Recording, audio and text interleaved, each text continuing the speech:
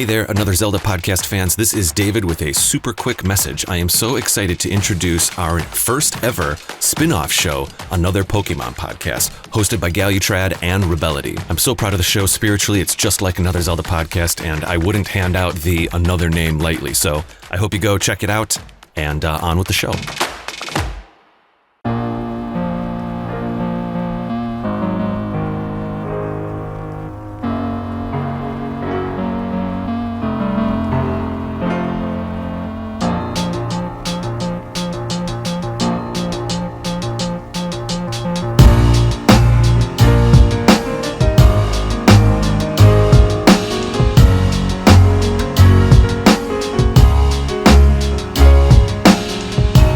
Welcome to another episode of Another Zelda podcast. I am David, and in fact, it is not just another episode, my co-host Kady Roberts. It is... Smooth. the sentence? Yeah. Yeah, I'm getting pretty good at this. No, just joking. It is also the final episode of Season 6. The final episode ever. Oh, I hope not. Certainly not. No, we've got plans for Season 7 already. So excited about all of it. But this will be our season finale for Season 6, Episode 25. We haven't had 25 episodes in a season since Season 2, Kady. I was so happy about this. We really shot for it. We were like, No matter what, we're going hard this season. We're going to, no matter what troubles come along. We had Season 3 was a bit short. Season 4 was a bit short. Season 5, we got back up there. But I really wanted to get back up onto our 22 to 26 episode pattern. And we did it for Season 6. And so congratulations on a Season 6. Woo! You joined the show for Season 6, basically. I did, yeah. Your very first episode was episode, I think, 2. Season 6, Episode 2. Yeah, it's kind of crazy that I've been a part of it for so long now. I say so long, really. It's been like a year, but still, that's really cool. I'm really excited about it. It's been a pleasure to have you on the show, have you be part of the show. It's been a pleasure getting these episodes made on a regular pace again, which has really been something that has been very special.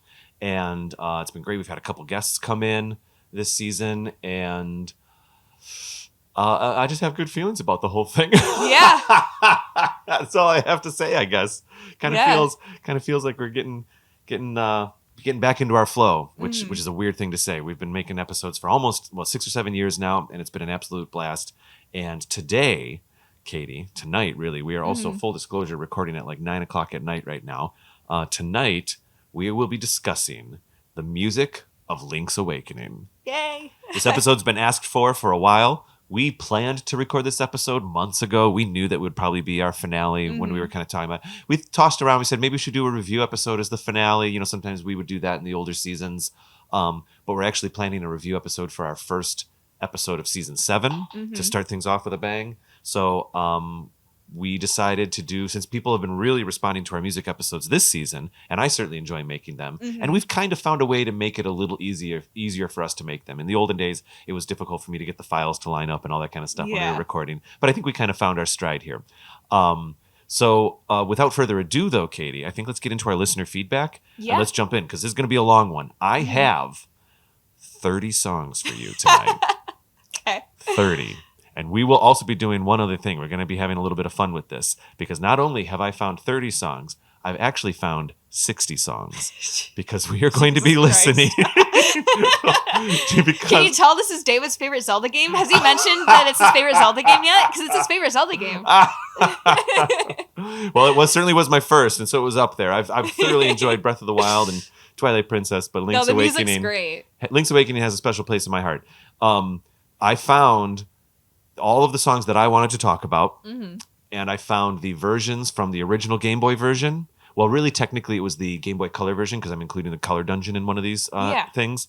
But also then, of course, the 2019 remake orchestration of these crazy little 8-bit tunes. And so not only will it tonight be a celebration of the music that was written by Koji Kondo and many others for the original Game Boy game, it'll also be a celebration of, and I have his name here, Ryu Nagamatsu, who reorchestrated all the music for the 2019 release. So we'll be able to kind of study the change, like an adaptation, basically. Yeah. You know what I mean? No, and I talked a little bit about this off mic, but it was one of those things where I played is it remake? Uh, The 2019 one? yeah. Yeah, well, they've just titled it Link's Awakening. Okay. I would consider it a remake. Yeah, so I played the remake, and the music obviously is incredible, but it was one of those things where I hadn't played the original, so I was like, is the music normally 8-bit? Did they change it for this? Or, like, I just didn't know what was norm at the time, I guess. It is most definitely 8-bit music. Yeah. I have some notes here. Back then on the Game Boy, a composer was allowed 4 channels of sound. And the only way they could do it is through series of instructions. They could create wave signs. So all they could do is create like a like, Yeah. up high, up low, and they got very creative to get a little bit of percussion to get like a noise. Yeah. They would actually pulse it 10 times. So a is actually like 10 hits of the waveform. It's nuts what you're going to hear tonight. So in many ways, not only are we going to listen to the 8-bit versions and be like, wow, how rudimentary are they? In some ways, we'll also find ourselves, I hope, celebrating how much the programmers were able to do back on the Game Boy. The entire Game Boy cartridge for Link's Awakening, can you guess the file size for the entire game, not just the songs? Oh, the entire game? Uh-huh. A part of me wants to say it's really small. Like, I kind of want to say, like, I don't know what file size it would be, but I would say like 10. 10 what? Is it like... Breath of the Wild is 14 gigabytes. Tears of the Kingdom is 16 gigabytes. Oh, I'm going less than. I would say 2 gigabytes. 2 gigabytes? Mm-hmm. The entire game, the entire cartridge, everything, not just the songs, the graphics, the game, the programming, everything, was 8 megabytes. That's all they had to work with. I was going to say, I feel like it was super small. Not even 8 gigabytes, 8 megabytes. Yeah. The audio files we will be listening to today are larger. Each individual file is around 10 to 12 megabytes. Each audio file is larger than the entire game of Link's Awakening. Just the recordings of these, even the 8-bit one, because it's a waveform recording, is bigger than what the entire game was. It was 8 megabytes. So let's get into our listener feedback, and I'll return. I got a couple other fun facts about both game releases. But here we go. Let's jump into our listener feedback. We have a couple from Spotify and a couple from Apple Podcasts today. I think mostly Spotify, actually. I have a Apple Podcast one first, however. And let's see. Over here, Game Square Podcast on Spotify is the name of the person who left us a review. And it says, Zelda is awesome. Great pod. 5-star review. Thank you so much. And it says here, hey, guys, I love this pod. Don't listen to anyone who says this pod is bad in any way. No, okay, no problem. We enjoy making it, and people have the right to like what they do and don't like. But for all the people that do like the show, we're very grateful. My friends always wanted to play Fortnite with me, and now it's really nice to get back to Zelda. Also, I love the music episodes. Yes. Zelda music is awesome, all caps. And Koji Kondo is an amazing composer. I'm loving the deep cuts here. I just started Ocarina of Time and Majora's Mask, and the first 2 games I played were Breath of the Wild and Tears of the Kingdom. All the games are amazing, with tons of exclamation points. My favorite Zelda song is either Song of Storms or Clock Town. Keep it up, guys. 6 green heart emojis. Kady, as we record this episode, my birthday, I turn 43 tomorrow. Yeah. It's the April 9th right now. This episode's not gonna post for easily a month and a half, so people are gonna be hearing this more in the summer. But for my birthday, my roommate got me a little Zelda music box and listen to the song that's in here. Here it comes.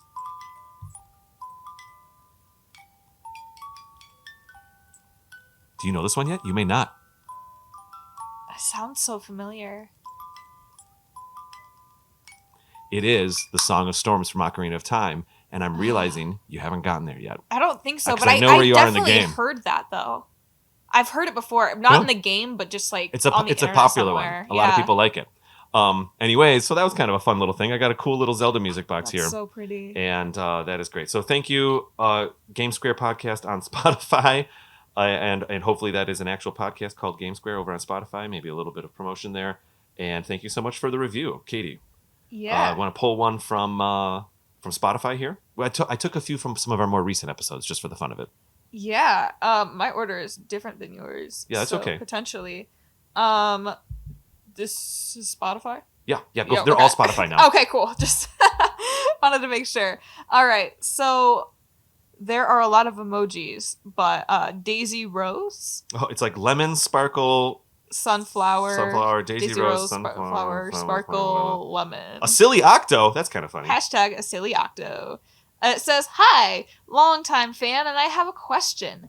I've just finished reading Growing Up Gerudo on Webtoon and am looking for other Zelda webcomics. Are there any that you guys enjoy? Thanks." With a yellow heart, which I'm guessing your brand is yellow, which is very cute, first Yes, off. definitely. So I personally have not really read many webcomics. However, when I read this, I went and found Growing Up Gerudo, so I'm gonna plug them really quick because I kind of cringe. I'm a huge fan fiction fan, so I'm really big into found family as well. So basically, anyone that doesn't know Growing Up Gerudo, it is over on Webtoons. It's a webcomic that has been going on since 2018, and it's basically an alternate universe where a baby Link gets adopted by Ganondorf, and it's tagged as fantasy and heartwarming. The art is really good, so I am definitely going to be checking this out. So unfortunately, I can't give you webtoons, but I would say AO3 is always your friend. Go over to Archive of Our Own, put in your tags, make sure to tag out anything that you don't want to show up, and there's a lot of really good stuff over there. I know especially when Breath came out, I was on there a lot reading very wholesome or angsty Breath of the Wild fics. Oh, yeah? I see. Yeah. A little thing that you'll find in them is a lot of people, if you look up angst or like hurt comfort type things with Link, a lot of them make him afraid of lightning or Lionels. Sure. Fun fact. Sure. Yeah. So That's yeah. cool. I actually don't read any webcomics, but now I'm curious. I'm definitely going to check this one out. Yeah. I am very much enjoying reading through the mangas. I've slowly been collecting the Ocarina of Time manga, the Majora's Mask manga. I've got the Twilight Princess manga down here. We have to do an episode because I also have been collecting them. So I think after you play perhaps Ocarina, maybe later in the season, then we do like a manga review episode or something. Wouldn't that be cool? And even a comparison. Yeah. Oh, it'd be so fun. I'm about halfway through the Twilight Princess manga right now. Admittedly, I actually stopped reading it for about 5 months here because I've just been taking care of this other stuff with these other shows. Mm-hmm. But it's very fulfilling. It's wonderful. Yeah, funny enough, when I was in 5th grade, I knew nothing of Zelda, but I think my library, or it wasn't even my library, I think someone in my band class had one of the first, I think it was Twilight Princess mangas, and I read it and really loved it as a kid, and I never read any more because I just borrowed it from a kid. But that was actually kind of technically my first introduction to Zelda. I guess so, yeah. The Twilight Princess one's been split up into about 10 or 12 volumes now, and you can buy them for a couple bucks at like Barnes and Nobles or whatever. I even saw one at like a Meyer about a year ago, which is super weird. I got mine, like my big volumes, I think at Meyer. Yeah, sure, fair enough. Yeah. Anyways, that's super cool. I'm going to move on here. Kyle over on Spotify said, "Small story spoiler." This might have been when you and I were talking about the differences between Tears and Breath. Small story spoiler, but maybe when Zelda gets sent to the past, she stepped on a butterfly, which changed the direction of the sun. Yeah, no, that's probably the truth. I love it. Yep, 100%. A little quantum physics butterfly effect there. All right, what else we got? Oh, we got another person with all the emojis. Oh, we got @lemon, green square, cherries, bar, Lexi, #ASO. So it says, "Hi, I'm Lexi, I'm 12, and love your podcast." Woo. Hey, Lexi, you're old enough to be the queen of the Gerudo right now. Indeed. This is a wonderful pod for any Zelda fans.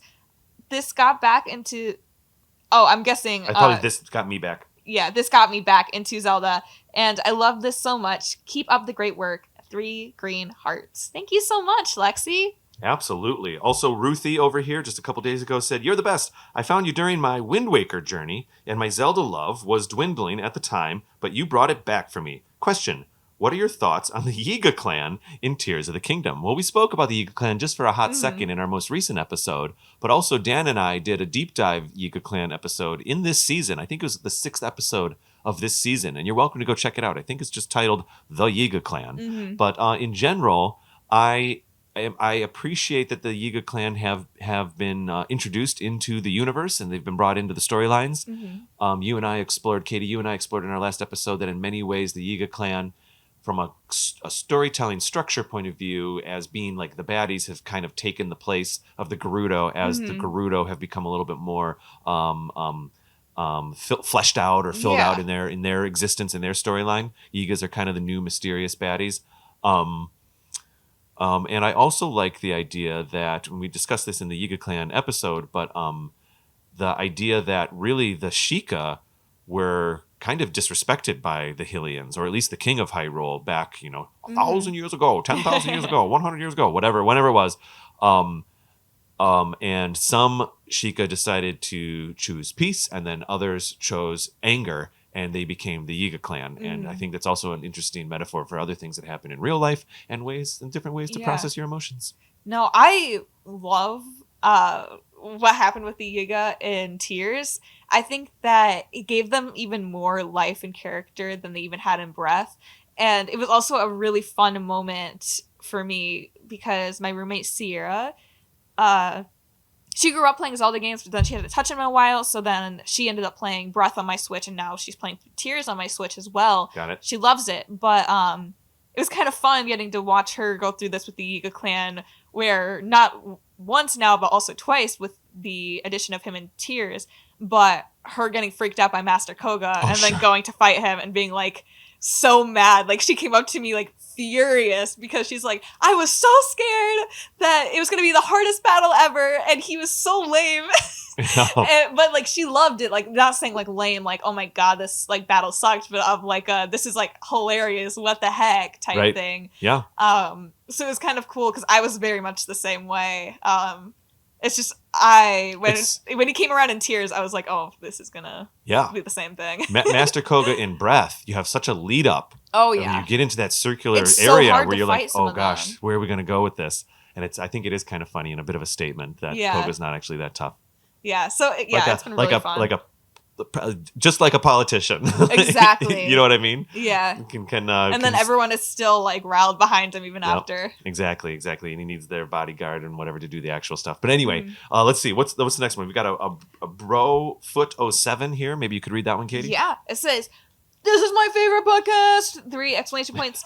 It was all caps. Oh, wait. Please read this in Ash Ketchum voice you did a couple episodes ago. Was that me? That was you, Kady. You've got an Ash Ketchum. Go for it. Oh my god. I can try. I know, you're not even warmed up. This is going to be so bad. Sorry. Try it twice. This is my favorite podcast!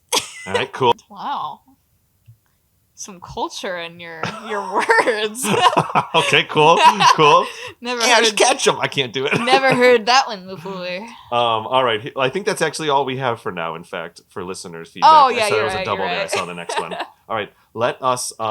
This episode's already so chaotic. I kind of like it. I like it when the finales are like that. We're just hanging out. It's a little bit of a party a little bit. All right. So the original Link's Awakening was 8 megabytes, and it was released in 1993. Also, it was only an 8-bit processor, so it would, basically had the power of a fancy calculator to run this thing. The Game Boy Color version came out in 1998, so quite a bit later for the Game Boy Color.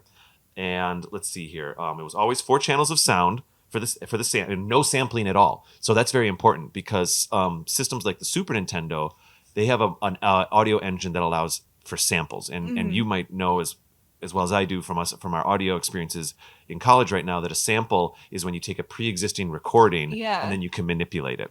So, for example, on a Super Nintendo, they might have a single guitar strum on middle C as their sound sample, and they can manipulate it up and down to do all the different notes, and that's how you get all the different kind of music noises, and sometimes even spoken word in Super Nintendo games. Not the case on a Game Boy game. There aren't any sound files being saved. Even the 2019 version, which was performed by an actual live orchestra, was sound files. That are being played, WAV files most likely. But every single note that's played in the Game Boy version is a piece of instruction in the code that's being executed live while the game's running. Every little note. Wow.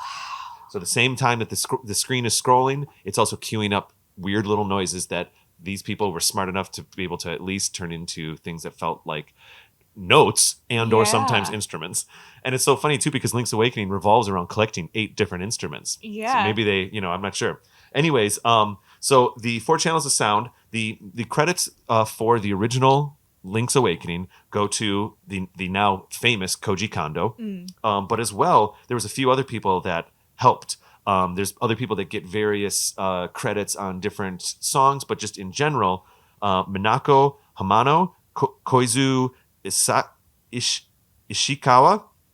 Oh, yeah. Kazumi Tokata, Soya Okoya, and Suchi Ozaki were all other people that kind of pitched in and wrote songs here and there, or really programmed songs here or there Yeah. while this game was being made. And I think we're seeing all those different names because you might recall, Kady, we talked about this in our Link's Awakening episode a little bit, but the original Link's Awakening wasn't even planned to be a game. It was just like a background project. And so I can imagine an environment where different programmers were writing songs and saying, like, here, I got one for here. Yeah. Oh, I made this one in my off time last Thursday or whatever. Yeah. And they're all bringing it in. Koji Kondo kind of had a lot of say on some of the main themes. But also, I did notice that I think, if I'm not mistaken, Minako Hamano actually got a lot of the credits for a lot of these songs as well. So that's kind of interesting. People that, in quotes, wrote the music. Yeah. Well, certainly they're writing music, but then had to program it into the Game Boy. That's By crazy. contrast, can you guess how big the Switch version of the game is, file size, the whole game? Oh, I don't know if it's bigger than Breath.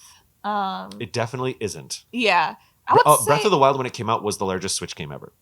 Really? Yeah, and then Tears took it from that. And I think now maybe one of those like Red Dead Redemptions or something actually ended up being bigger, but it's okay. But when Breath came out, it was the largest Switch game. Yeah, I would say 8 gigs. 8 gigs, you're not far off. It was 5.8.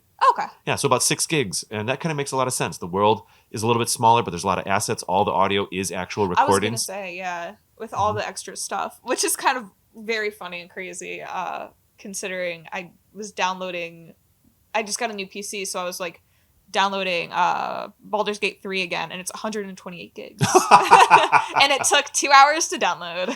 I mean, there's Also, The Sims 4, Yeah. I have all the packs for The Sims 4. You don't have to know how I got all the packs. 50 gigabytes? The face you just made is questionable.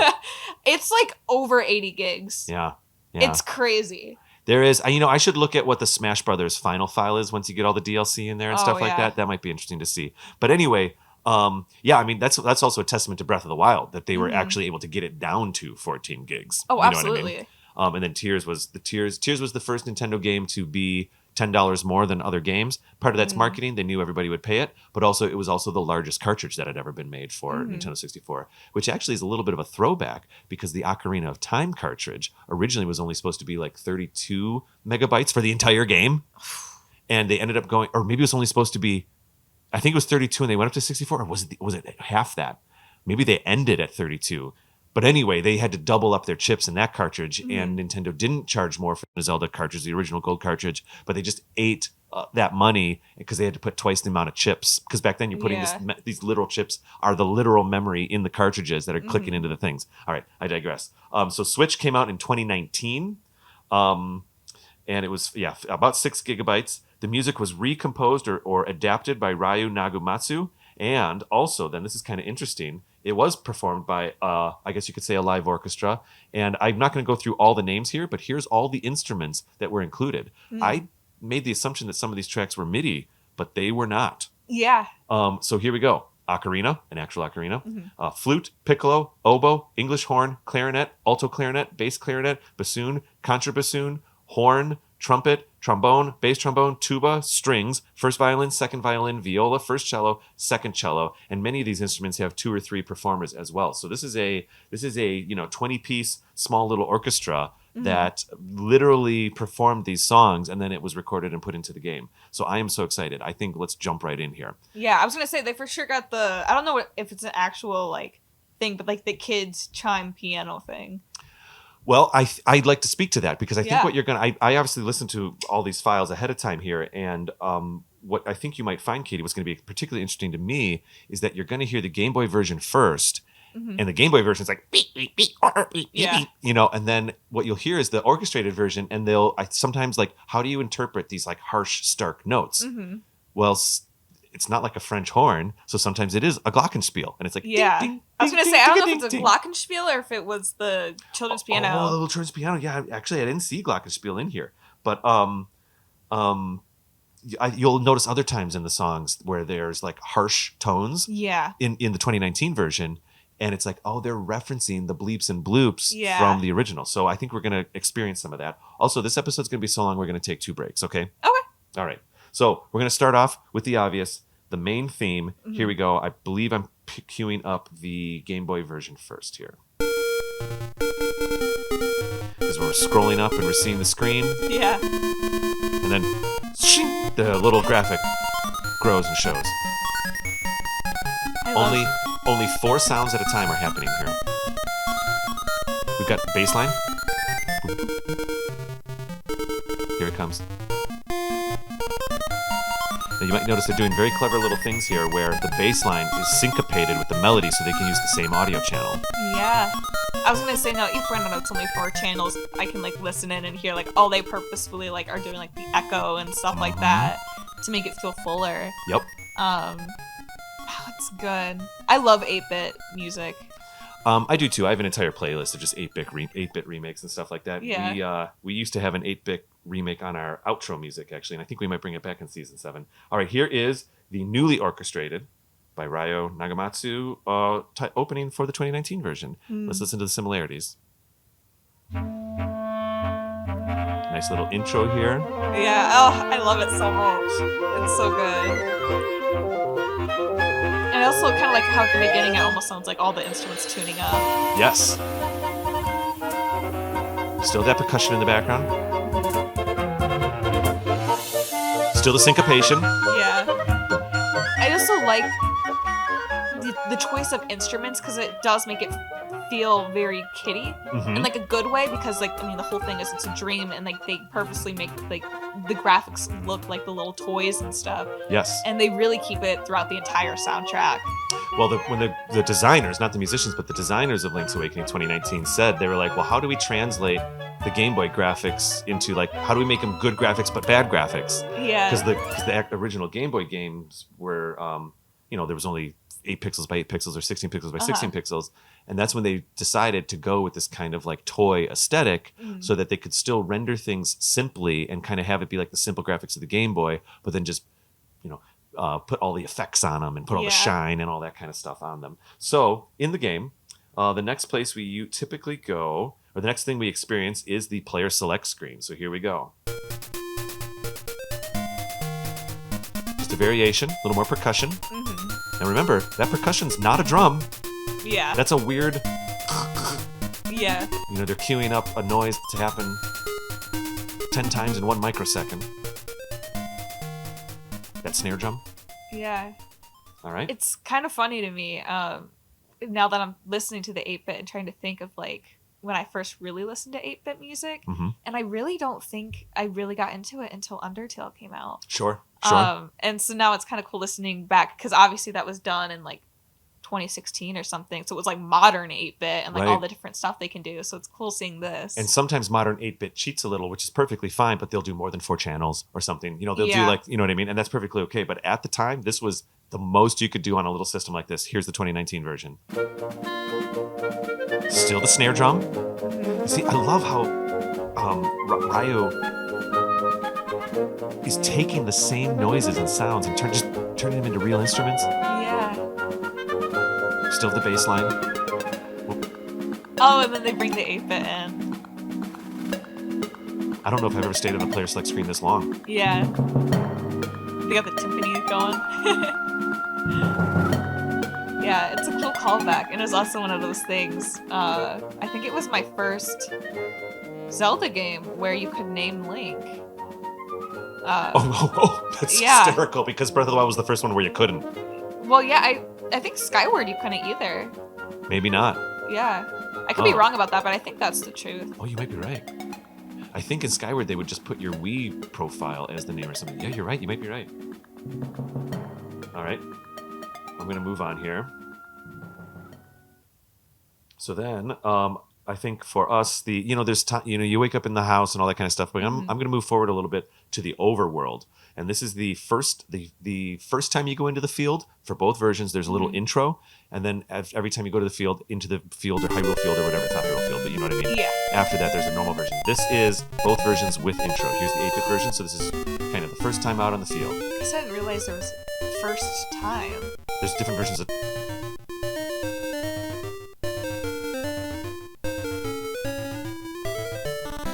Classic theme.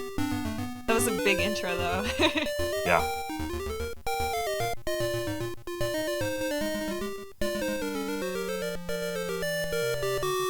There was a little harmony there. Yeah. 2 2 channels. And it's the same thing, they're doing the echoing again to kind of make it feel fuller. Mm-hmm.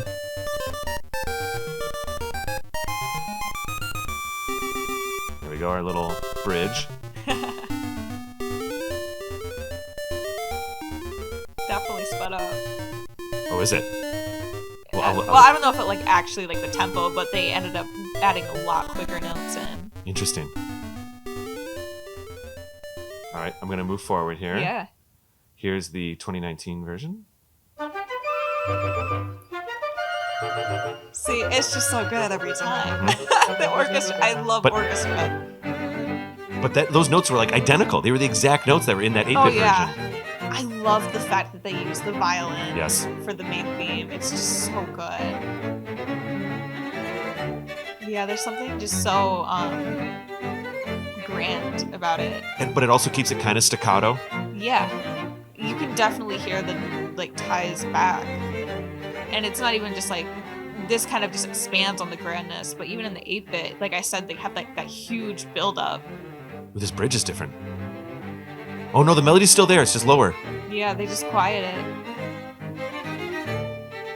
Back in. That's about how far we listened to the other one, so maybe I'll keep moving.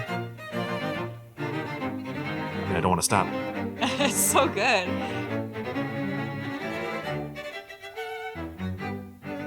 All right, I think we'll take it from there. And then the next one that I have, I'm going up the list, not down the list. Here we go. This is just the getting the sword down by the beach real quick. Oh, yeah. Just quick little one. Here is the 8-bit version, I believe right here.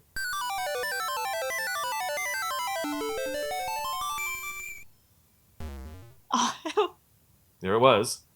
And I like that little high-pitched ding. I am interested in the fact that it just dropped really low at the end. Oh, that note at the end. I don't know what that was. That might have been. I don't know. That might have been an anomaly on the recording. Yeah. But yeah, diddly. We'll listen to it one more time.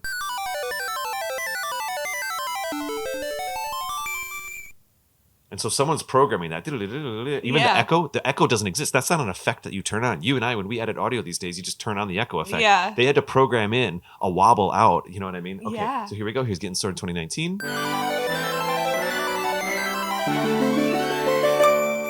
Perfect. Yeah, and it almost, I mean, they might have just used like a synthesizer or something, but it almost just sounds like they just took the 8-bit and then put some orchestra over top. Yeah, this is the thing that I'm the most impressed with is how new the 2019 version sounds, but also how authentic it is. Yeah. How much it's also still very much referencing. There's a few times in 2019 where there's literal some new music that's written, which I'm excited to share. But here we go. So let's go to Mabe Village here, which is really kind of, I love this song. Excellent. Here we go.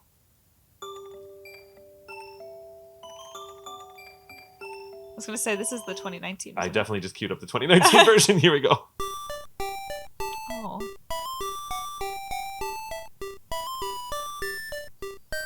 And this was your. It feels this was your kind of environment. sad compared to the new one.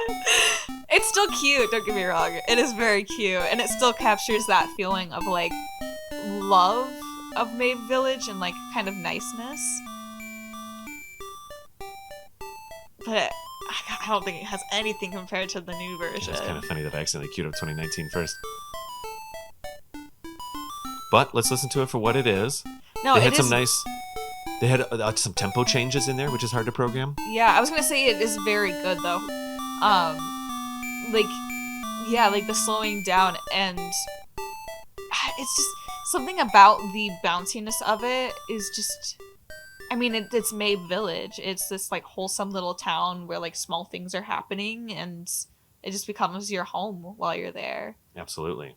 Here we go. Yep, a little bit of a music box or glockenspiel, the toy piano. I think you Yeah. said it does seem like what it is. Yeah, to me, it sounds like a toy piano, which also would tie into the fact that, again, it's all like children's type thing, and also it's like a dream. And I feel like it was very smart of them to do that, because it's that, and then the orchestra all comes in just like a second. I kind of timed it too late. Where it all comes in finally, and then kind of fleshes it out in a way of like the dream is expanding and more people are coming into it. And whenever I hear like the little piano, it just makes me think of Lauren Sure. And it almost just feels to me like she's the center of the town for Link, and like everything else coming in. It's so cute. Absolutely. They're doing I noticed that they put the doo-da, doo-da, doo-da on a different instrument. Mm-hmm. Oh, wow. Yeah, they use all the different instruments in this song, It's I just think. because really the 8-bit version really is just that melody repeated over and over. Yeah. We heard it like 3 times there. And so what do? When you're orchestrating, you just put it on different instruments. Mm-hmm. And they use just different dynamics and things like that as well. Does it slow down? Yeah. It does. And then, that's yeah, it's like nice. a breath as it comes back in, and then you finally get the ocarina. Oof. And I like that it was the toy piano first because that punchiness, that little staccato-ness still feels like the 8-bit music. Mm-hmm. And then it just lives in its own way here. Yeah, it feels like breathing almost. It's just the breath of the town as people go about. I'm going to stop it there. This goes on for another 5 minutes. That is awesome. No, Maeve Village is probably my favorite song from the Link's Awakening 2019. Okay, I think I'm queuing these up in the right order. Wait, was that? Okay. Got it. Here we go. So then, then kind of the next place people find themselves is over in the Mysterious Woods. I wanted to include this. And so here we go with the Mysterious Woods. Hopefully I'm doing the 8-bit version. Yeah, it's so good. A lot of fake percussion here. Yeah, I don't care if it's fake or not. Percussion's percussion. Yeah, it goes so hard in 8-bit. It does, you're right. And it is that thing if it's like a constant beating pace and you can like see like the bokoblins like marching to it, and like you kind of have like the little wind going through the woods and stuff. Oh, it's so good. Tall Heights kind of kicks in 8-bit as well, but you got a little key changes here. I was gonna say you definitely can feel kind of the danger, but they still have that undertone to kind of keep you grounded throughout it. And also having the undertone keeps it so you can really hear the dissonance between them. Yeah, this is really good. Oh, and there you go. You have the theme kind of in that minor key going. Mm-hmm.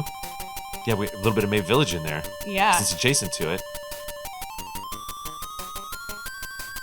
We got a couple seconds left here. A lot of... Yeah.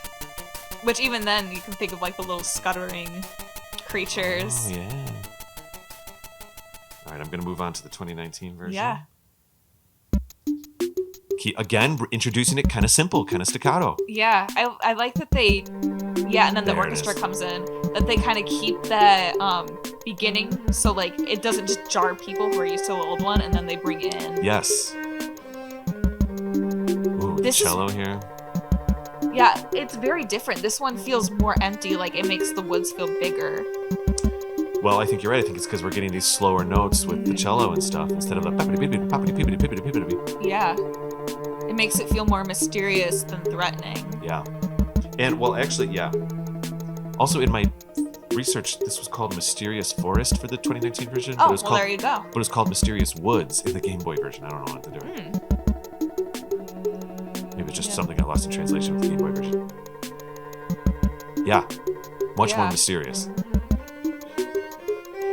They have that, like, it feels incomplete because they almost go into the Legend of Zelda theme, and then they just keep going. I think this is a drum machine, too. Oh, this is absolutely a drum machine. Yeah. That's right.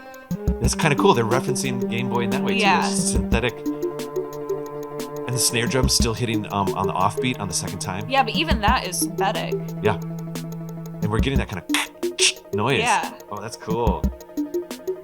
Oh, yeah, and you can hear the... Oh, that is in the back background. and forth. You're right. It's just very quiet. But also, it just, like, brings into that scuttering. Where it's like, if you feels like it's on the back of your neck. Yeah, that's cool. That's cool. Okay, so after Mysterious Woods, we find ourselves... Oh, that was 6. Okay, on the set folder number 7. This is just anytime you go into any house. Eventually, I get into the dungeons here, but this is just all some of the staples. I feel like that first dungeon or two of Link's Awakening, most people have explored that or experienced that, and there's so many like earworms that are worth listening to. So let's see. Here we go with Inside a House. Again with the fake echo. Yeah. They have to program all that in. Yeah, I could be wrong, but I think this is very different than the 2019 version. The melody is identical, Really? but in other ways it's very different. Yeah, it's still really nice. I almost prefer this to the Mabe Village 8-bit version because this almost feels dreamier, in my opinion. Oh, yeah. House and people sleep in the house and whatnot, but And then it's repeating. yeah, it feels very comforting. Let's try here we go, the new one. Yeah, this is what I was gonna say. Interesting. I guess it does still have that, but it almost sounds kind of different. Yeah, this mechanical thing is kind of taking me off guard. Like you can hear like water almost in the background, it sounds like. Yeah, you're right. Yeah. I always thought this theme was very odd when I played the 2019 version. Yeah, quite a choice. This reminds me of like the steampunk areas in the first Donkey Kong Country game. There might be some synthesizing happening here. Yeah. There's the repeat. Yeah, it definitely doesn't feel as dreamy as the 8-bit version. Yeah, interesting, you're right. It's a lot more, I don't know what the right word for it would be. It's still good. I feel like I'm going to say this for almost every version, but still heavy on the staccato. Yeah. I mean, what I always thought when I was playing it was like that you can only hear part of what's going on outside, and that's why it feels almost broken and disconnected because of the walls. But obviously, it's very different than the actual music going on outside. I see. Well, now we get us to our first actual dungeon, our Nice. first level 1, and that is, of course, Tail Cave. Here we go. Here's the Tail Cave theme. My little cheeseburger monster. This is ingrained. I've played Tail Cave so many times in my life that this music is just ingrained into my brain. It's so good. It's another one that's just like, you just get your head bobbing to it. Even though there's almost no percussion, arguably none. Yeah. That little like noise right there. But even that's a bass line. Yeah, I like that it's building in intensity. Yeah. And it repeats. Oh, and the pause, yeah. And a lot of these, that's what we're going to see is with these 8-bit ones, it's kind of like it really is. They program 20 seconds of music and it just repeats. Yeah, but that was just the standard at the time. It's just doing this was probably taking them days, if not weeks, to program. Well, you're writing it out on graph paper and then you're typing it into the computer. Exactly. So you got something good that people will like. Yeah, you just loop it and not worry. Because you have 50 other songs to get to. It's true. Well, here we go in the new version. So good. I keep like fangirling over the orchestral version, but it's just that thing. It just feels so big. It is tremendous. And you can hear like the hits of like it being in a big cave, and like you can almost feel like the water dripping down. And like really it is the same as the 8-bit. It's just they have this ability to use other instruments to make it feel this way, but and there was the rest. Wait to repeat. Yeah. Did you hear it? They kept it in. The background was still going, but the melodies are just absolutely spot on. They're not changing the melodies at all. They're just fleshing it out. Yeah. It really is that thing of it's just taking advantage of the fact that they can use other instruments, but as a whole, they are keeping it exactly the same. Rising tension here. Yeah. We're already on our second repeat, but Ooh, this is new. different.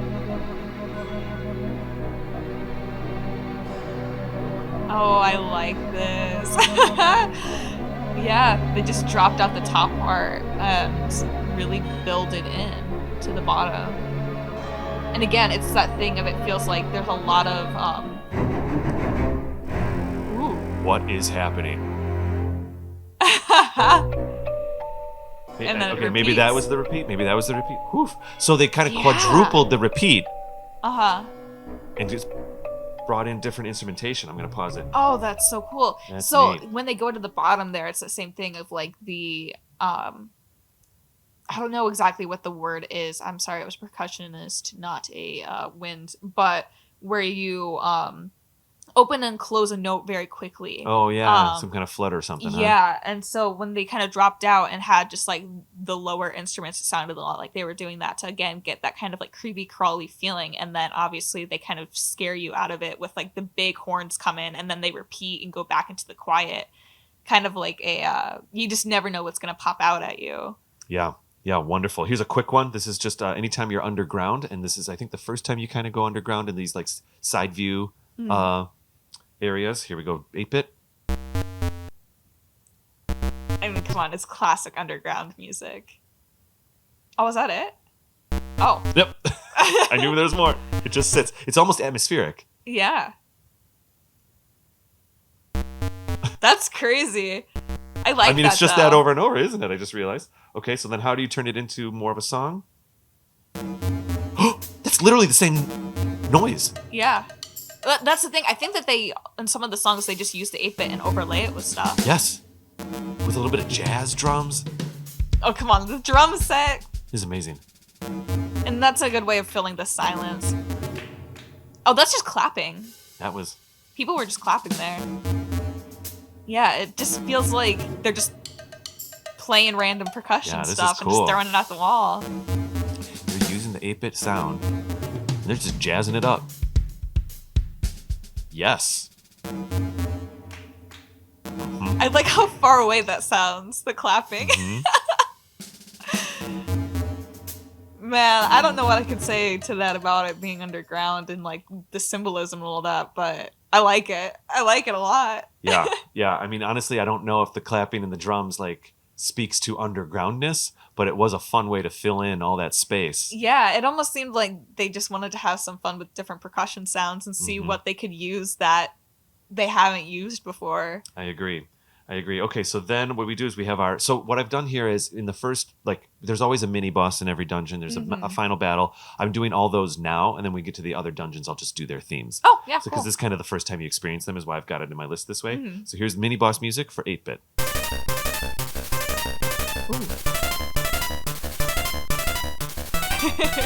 Yeah, again, it's that thing of rising in tension. They keep going up and up. The quickness is very cool. Alternating bass line. Sometimes in Game Boy games, if your character...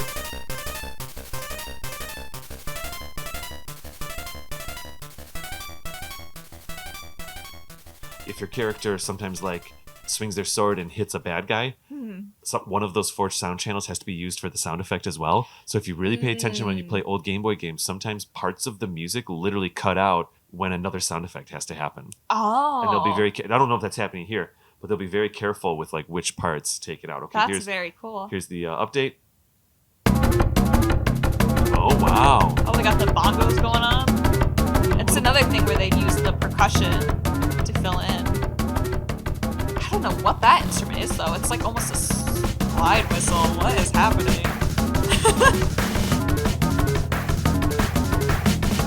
They like bring in the synthesized drums again. Yes. I didn't see any drums in the instrumentation list, so maybe all the drums are synthesized. I don't know. That drum kit was real in the underground passage. Yeah, that drum kit sounded real. Man. Yeah, it's like another thing. They just kept the 8-bit but added their percussion spin. Oh my gosh, I think I got my notes wrong here. I think things are out of order. I think I've skipped... Okay. I was gonna go to break way earlier than this. Oh, that's okay. We'll do it now. Somehow my stuff's not sorted in order, because really way before even getting into the dungeon, where I was gonna take our first break is when you first meet Marin. Oh, and I just saw literally folder number 8. We just listened to number 11, so a few back. This will be fine. Yeah. When you first meet Marin, and then we'll go to break after this. And here is Marin singing. Oh, she's so cute. 8-bit. I mean, there's no voices. Yeah, I'd never even thought of that, to be honest with you. And her sprite like goes back and forth. And then you just hear this. That's so cute. It's almost kind of annoying in a way. Yes. That little like thing in the background, because you can hear like her singing, but there's that like little distortion. Distortion under it. Because, I mean, these sounds aren't real sounds. They're just Yeah. coming from math. All right, there's the repeat. And, of course, here's the new version. Yeah. You can hear her breathing and everything. Yeah, it was clear that they actually like sat down and recorded it. I want to know who voices Marin now. She's a very good singer. I wonder if I could find her.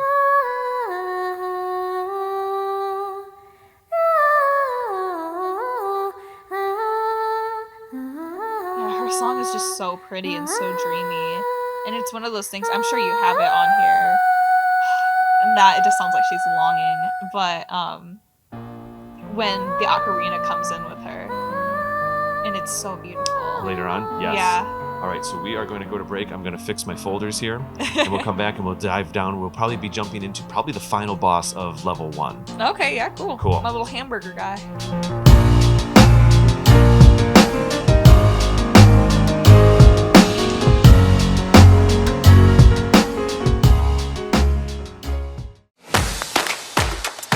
Hey there, another Zelda podcast listeners. It's David again, just to spend a little bit more time to talk to you about another Pokemon podcast. I wanted to take a minute here to just say how grateful I am that Galutrad and Rebellity are making this show. We've been working on the production of this show for over a year now. They kind of pitched it to me almost a year ago, and I had them record a 0 episode. I thought the 0 episode was so charming.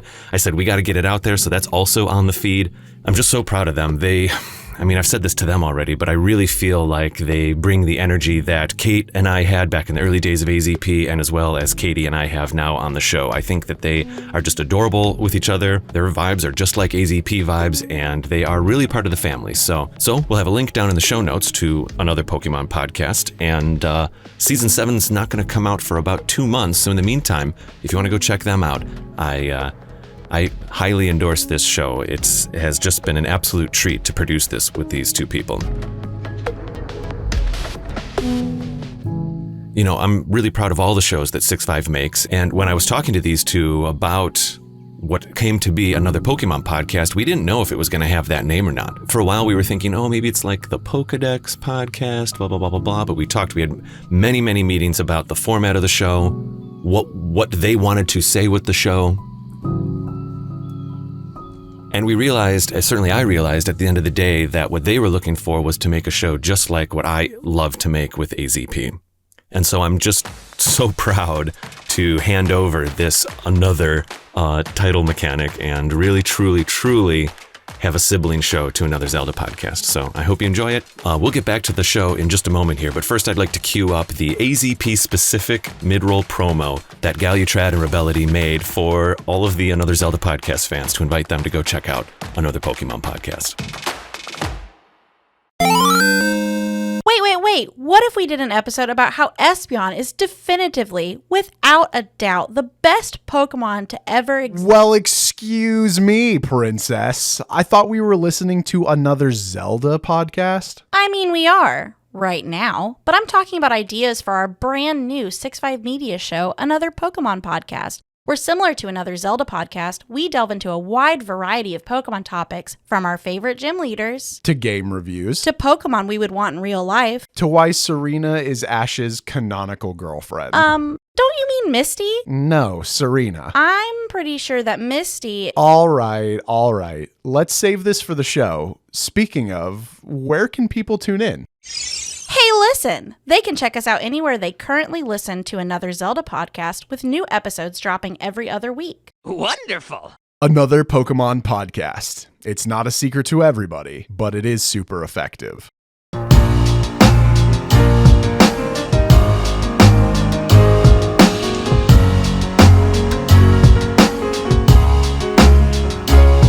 All right, we are back from our first break, and off mic just now, Kady, I don't want to embarrass you, but I was like, hey, how you doing? That was a long break, and you're like, no, I'm having the time of my life. Yeah. I love music episodes. They're so fun. I take a lot of liberties with them, though.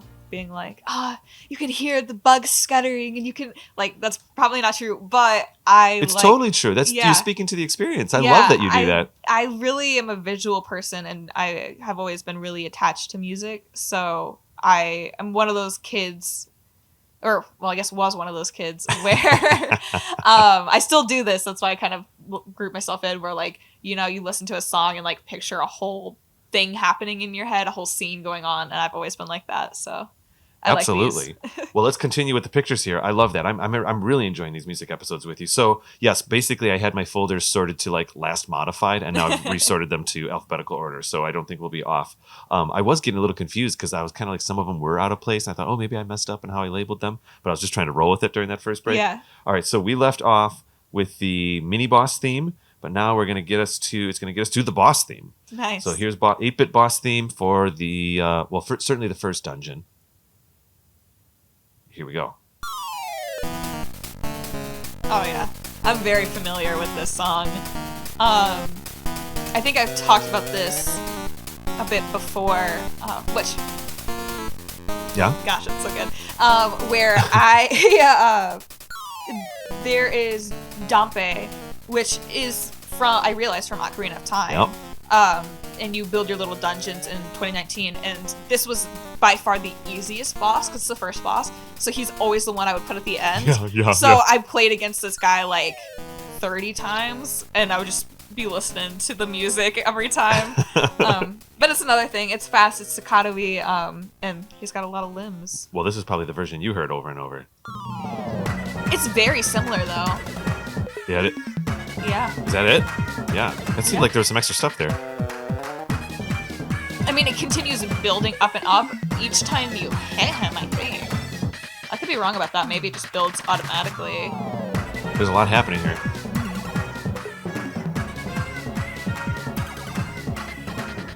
Interesting how much electronic video game music is still being used as sound effects.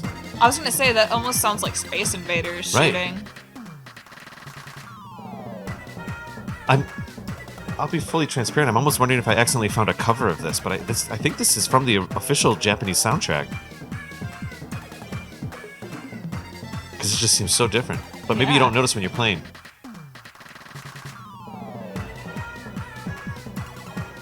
Yeah, I don't know. You'll have to forgive me because I talked about Undertale already, but this is very reminiscent of your worst nightmare when Flowey turns into like Omega Flowey. I wouldn't be surprised if they drew some inspiration from this when they made it. Yeah, you might be onto something there. Yeah, interesting. Well, of course, after you beat the boss, you go into your first instrument room. Almost a sound effect.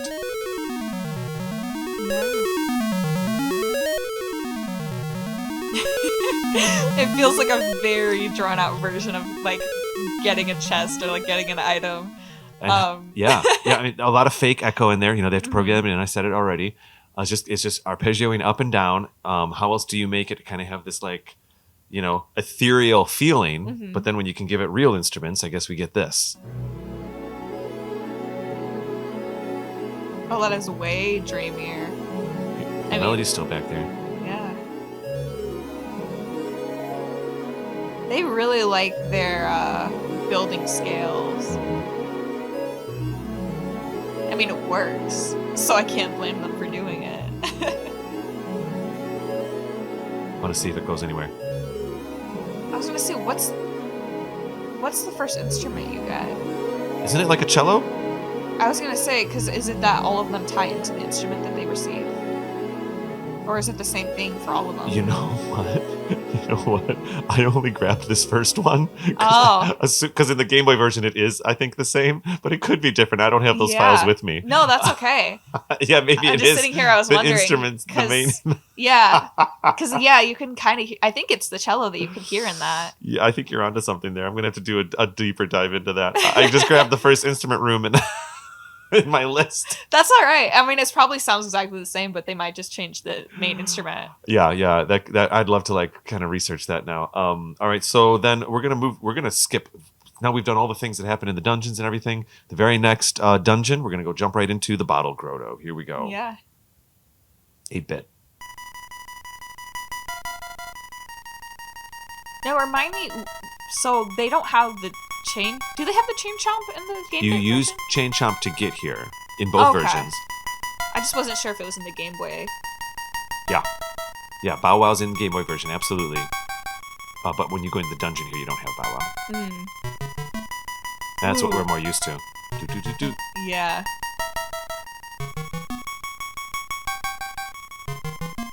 Yeah, it's just that sense of dread with like the high shrillness, but you still have that bottom tone going back and forth to ground you.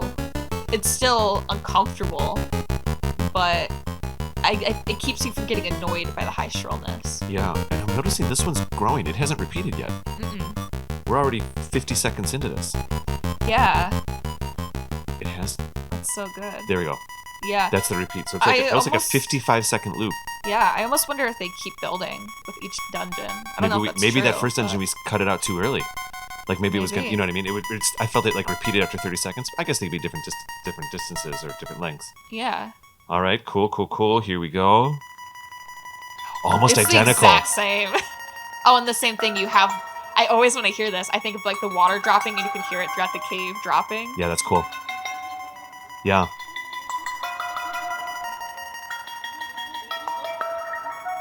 You can almost. It's not actual talking, but it almost feels like there's like I talking in was the back. wondering if that was someone outside just now, or if that's in our music. No, that's in the music. Here's like you can hear like talking throughout. I mean- yeah, There's like a. yeah, Oh wow, this thing's going all over the place. yeah. And this was in the 8-bit version where they dropped out and just had the It's lower true. themes, but It's true. they just really built it with the cello. Ooh, that's like That's classic Zelda right cool. there. That's like straight out of Twilight Princess. I like it because it almost feels out of tempo. Right, Zelda music does this all the time, where they'll have contrasting rhythms. You haven't gotten there yet, but like Twilight Princess, it's like sometimes they don't even line up. Yeah, which it's a very good way of like building that discord. Hmm Yeah, that's so cool. I guess there's our repeat. Yeah. Okay.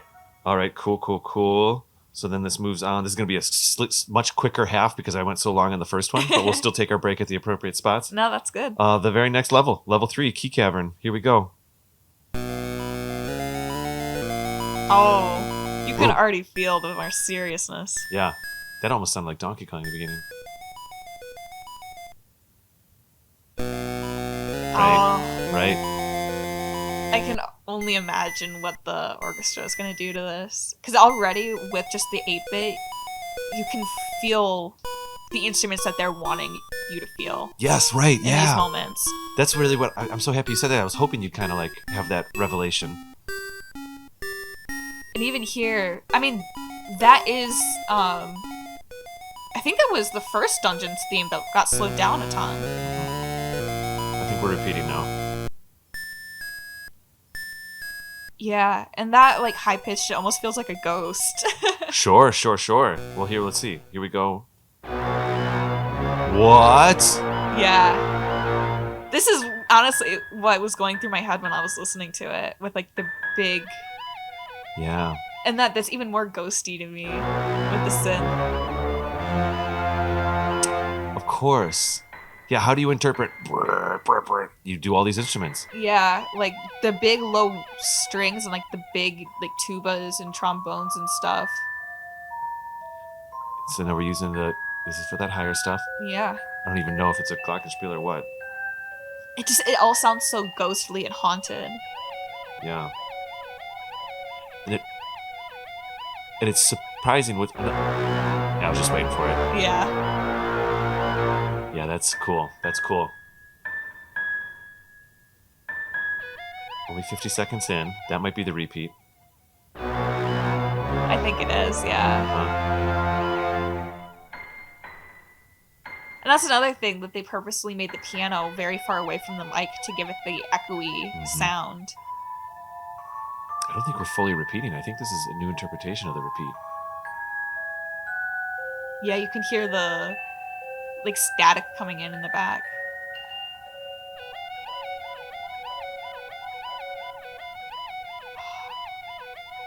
I can't fully remember what boss is in Key Cavern. Is it the slime? Ooh, it might be the slime. I can't remember from our episode. All right, I'm going to cut that. 2019. So this is where I was going to do our second break. We could check it on break, but this is I had to edit this one special because on the Game Boy version this was 3 different files, and in the 2019 version it was a single file. So I went in and put the Game Boy ones all together, and so this is the beach scene with Marin on Game Boy. Oh, sorry, really quick. Key Cavern is the Dodongo snakes. Okay, sure, yeah, Yeah, cool. I pulled it up because I want to be able to. Yeah, slime must talk be to later. it. Slime's when you get the arrows, which is a little later. All right, anywho. Cool, here we go. Beach scene with Marin, 8-bit. Yes. Oh, and that's you can hear Link and Marin talking with like the 2 levels and her theme playing, and they're like completing each other. Only melody. No bass. Yeah. No percussion. Little sound effect. Yeah. There's her song. It's very much just them connecting and like completing each other's melody, and like Link supporting her while she sings. It's one of the first moments in the game where things do get quiet. Like the whole narrative slows down for a second in both versions. Yeah. It's a very memorable moment. It honestly kind of caught me off guard when I was playing. In a good way, though. Yeah, me too. And it holds true on the Game Boy version. You have this moment, you're like, oh, I'm having a moment here. Yeah. And it really does make the ending hurt that much more, too. I know. Like, they did a really good job with the storytelling of the game, considering what that they didn't, like, really think of a story to begin with. We are building.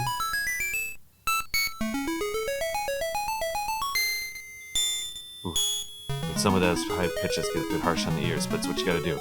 Yeah.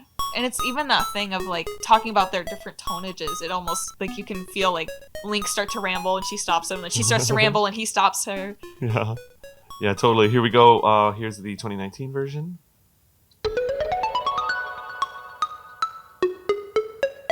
Super staccato. Yeah.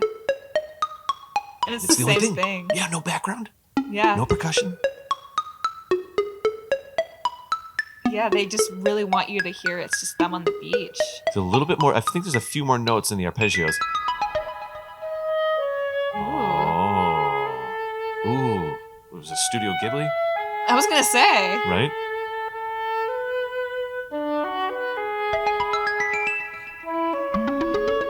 It almost loses that conversation, though. I agree. But maybe you're reading it more and there's a little bit more animation. Yeah, so it's easier to kind of tell what's going on. It does still have that very strong heartwarmingness, though, to it. Especially with the strings coming in. It feels like a romance scene. I always felt like it was one of those scenes where it's like, it could be. It could be a Yeah. romance. There's a version where Link gets stuck on the island and it's just good. Yeah. It was almost that thing when I did beat the game. I was like, I would rather just stay back in the dream with her. Yeah. And you can even say, like, the staccato is like, this is so cheesy. I'm so sorry. I love It's okay. romance movies. What's up? But the staccato being like their hearts beating, Heck yeah. and like it keeps going like at weird paces and faster because they're like awkward little kids. And like then all the music cuts out and they kind of come to themselves and being like, oh, I was talking a lot there, or like, oh, I got too close to you. Yes, totally. Yeah. And remember how they like look at each other and then don't look? They look away as Yeah. the other looks at each other and stuff? And it's that kind of thing that keeps snapping in and out of this moment. Solo oboe. I mean,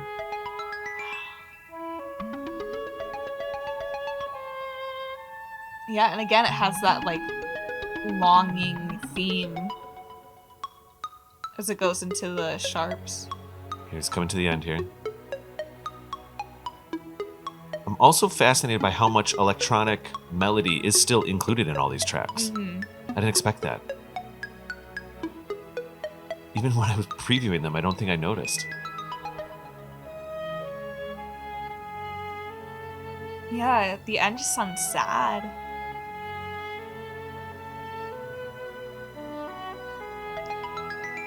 Maybe that did repeat.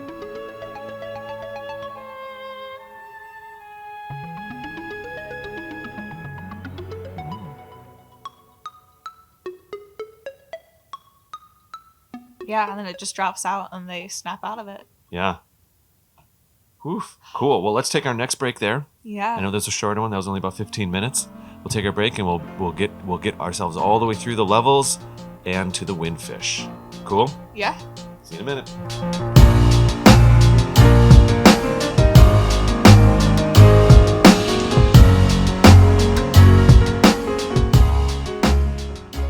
Hey, this is TC, And this is Jim from The Studio Demands It. a bi-weekly screenwriting podcast where every episode we conceptualize and craft an entire screenplay based on the demands of one of our listeners acting as a studio. From hypothetical sequels of popular franchises To reboots or reimaginings of films that deserve a fresh chance. to hypothetical films that simply must be brought into existence. Join the creative process over at studiodemandsit.com. Hope to see you there.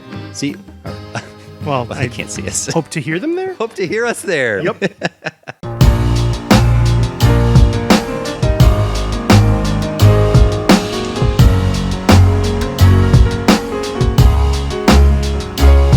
Okay, we are back, and here we go. Our final push to the end of the game. We've got a lot of levels, but a lot of the smaller detailed moments we've already covered.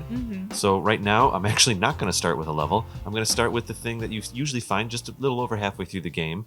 And at this point in the game, most people have explored a lot of the map, but there's one little area in the southeast that they haven't explored, and that's Animal Village. Oh. What do you think of me? See, this is cute. This is very cute. The 8-bit version is very cute. It's very bouncy. It's very kitty. Sounds like you're going to say the new one isn't. I thought I've talked to you about this before, but maybe I haven't. No. Do you have some trauma from Animal Village I got music? some trauma from Animal Village music in the new one. Well, there it is. This is literally just this I was repeated gonna over and over. say, the new one is not any different, where it just has that small repeat. And when you're in Animal Village doing some stuff, Yeah. it can get a little hard on the ears. Oh my the gosh. animal noises. It's, Oh my gosh, I yeah, forgot about it's kind of this. out of key. This is very Mario Paint. Yeah, it's not bad. It's really good. It fits Animal Kingdom and how weird it is. But it's just one of those things because it just keeps repeating. Like there's no like this is repeated. Like It's a already million repeated times. three times, yeah. Yeah. So when you're there doing the missions, it's like, oh my god, I want to leave. I literally was. It got to the point where I pulled one of my roommates aside when we were walking home, and I was like, "Listen to this. Listen to my torment for the past hour." And it's funny because it's dogs and cats, and that's not really what's in Animal Village. No, they're like bunnies and stuff. But I guess like, how can you do like a bunny sound? Yeah. Well, here's something that might be a little bit more interesting for you.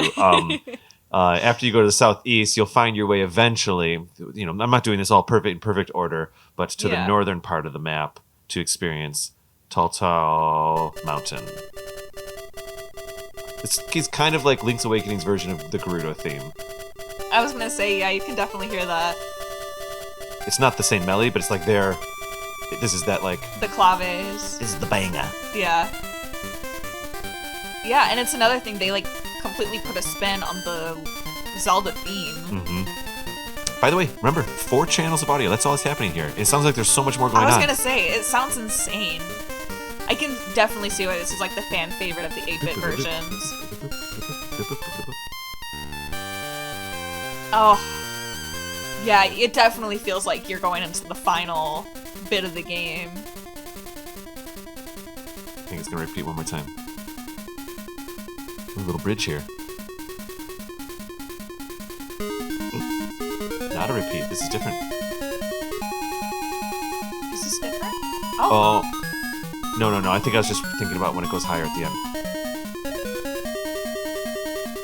I thought it was lower here. I mean, what do you say? All you can do is listen. I was gonna say, it's just so good. I mean, it really just feels like the final stretch of the game, the final battle. You're finishing climbing up. Still going. Oh, this might be there. That might be the actual repeat right there. I think it is. All right, cool. So here we go. In the new version, there's 2 versions of this song. Oh, really? There's Tall Heights, which we'll listen to for a bit here. Yep. Like I said, the claves, which you can, again, it's the thing of the 8-bit very clearly showing what instrument they were trying to do. Are these claves or castanets? Oh, castanets, that's what it's called, not a clave. I mean, Castanets. claves are similar. Yeah, the castanets are also what they use in the Gerudo. Still using her violin. Yeah, for the theme. And if anything, it just adds a sense of dramatics to it. Yes. Yeah, it gives a sense of urgency to it. The 8-bit version did that. Whee! Oh, you can hear the 8-bit underneath. Now, Yeah, now you can. but it's not doing the melody. Ooh, they're letting a bunch of the different instruments play around. Oh, you had like the Spanish guitar.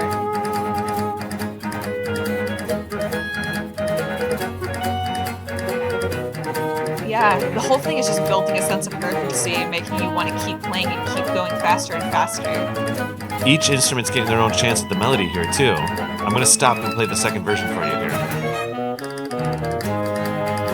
That's so good. That bass line, that gong, gong, gong, gong, gong, gong, gong, gong, gong. I like how many times they go so fast and so hard, and then they like give it a chance to breathe, and then it goes right back into it. They do it in the 8-bit too. I noticed that as well in the 8-bit Yeah. version. It was like, it kicked. So then as the game progresses, this is more when you're going towards the Eagle Tower, but as the game progresses in Tall Tall Heights, the song changes just a little bit. Ooh.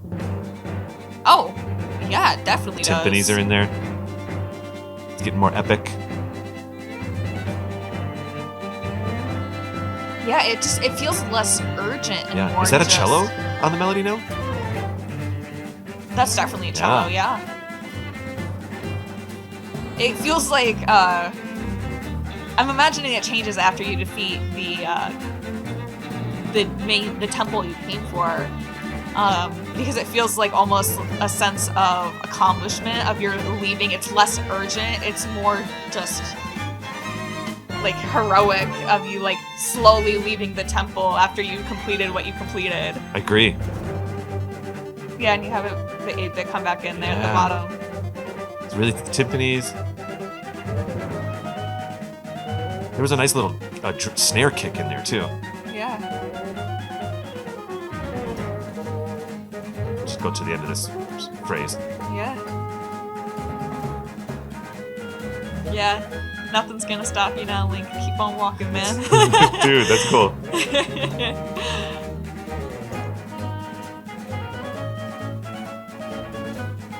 It's amazing how much the castanets can do for it. Because now that it's gone, it does just like feel like a march.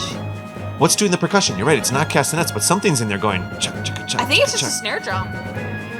You're right. Yeah. Oh. And I think that's why it feels like a march, because like the snare drum's keeping time. I didn't even know about this part. Oh, and there you go. Now you That's have cool. the trumpet coming in. So yeah, this is really just a victory march. Maybe it's like, all right, I'll stop it there. Don't want to. Cool. Love that. All right, so here we go, moving right along. Here's level 4, Angler's Tunnel. We'll go a little faster through some of Angler's these Tunnel, angles, okay. through some of these levels. Ooh.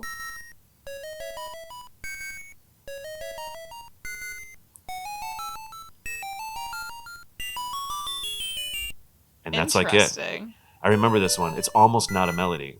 It's Yeah. almost sound effects. Remind me, Angler's Tunnel. And the fish. Yeah, I was gonna say, is that where you just meet the fish? It's the fish boss, I think. Oh, the fish boss. The side-scroller boss with the... Oh, Yeah. yeah. Yeah, you're right. Okay, there we go. So how the heck do you turn that into a melody? Ooh. Yeah, you're getting Mario underwater level right now. This is blowing my mind. Yeah, whenever Nintendo, you definitely see it in the Mario games, does underwater levels, they really like to play with the strings, kind of making it feel like a wishy-washy, and then they like to have these little chimes going in the back as well. I don't know especially why they tend to do it, but they do. I like it though. I couldn't help but notice that the 8-bit was playing there, but it was off tempo. Did you hear that? Yeah. They phrased it. It was faster. I like that I think this is a French tuba. Or is this a Tuba, French something. horn? Yeah, something. It might be a French horn because I was going to say, I like that they... It's different. It's faster. And it's off the rhythm. Yeah. It's almost like it's saying, oh, this like beautiful place isn't what it seems. But yeah, the wobbliness of what I think is the French horn, it makes it feel like it's playing underwater. Yeah. I mean, there's definitely a tuba in the orchestration here, and I'm not seeing French horn. Maybe you were right. Is it a tuba? Yeah, I think it is. Yeah. All right, we're gonna keep moving. Very Here we cool. go. 19, number 20. Here we go. The Rapids ride. Yep. Oh, Yep, nice. cool. Just a little quick one. Yeah.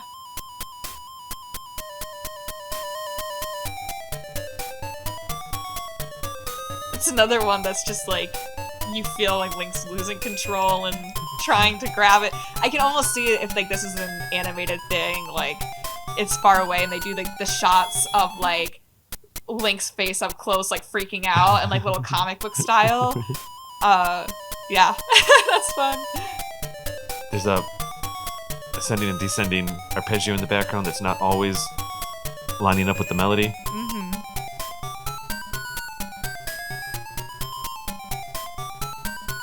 All right. Nice. Cool. Here it is, orchestrated, or whatever. Ooh, still get the digital drums. Still the arpeggio, Yeah. but the real instruments for the melody. That's cool.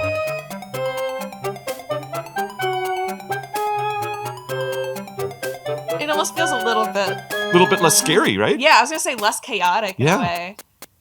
Those- yeah, totally. More fun, more goofy. Yeah, it definitely feels just more silly. I think it's just the legato of Yeah. the horns. Yep, we still get the weird.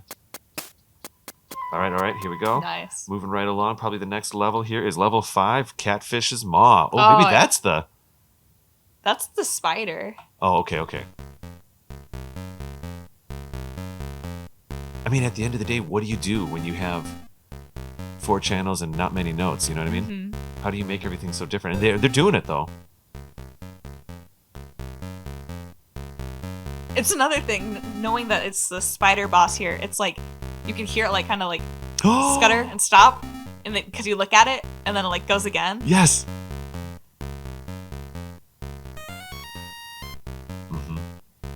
Yeah, the melody's super skittery. Yeah. Like you still have the thing underneath it to make it really evident. Yes. Yeah, the driving bass there. Just And it's almost like, oh, they're getting closer because it's getting louder and louder. yeah. Oof. That's not me. It's raised. No, yeah. I was trying to hear where the pattern is, but I guess we'll keep moving. Yeah, it's just rando. I was gonna say, I think that was where the repeat was, but I like the really? fact that they did that. Oh my gosh. Uh-huh. Ooh, and you can hear the echo, so you don't know where they are. And also, isn't there 2 spiders, or am I wrong about that? I could be wrong about that. I can't remember. Yeah, So and- they're yeah. yeah. So it they're feels like they're switching ears. yeah, it's Almost. definitely some stereo going on here. They've chosen to put the real instruments on this bit. Well, I mean that was a real instrument too. On the bass line here, that's just kind of our driving pulse. Yeah, and it's getting closer and closer to you. It feels like the Jaws theme almost. I mean, yeah, I love this like skittering analogy.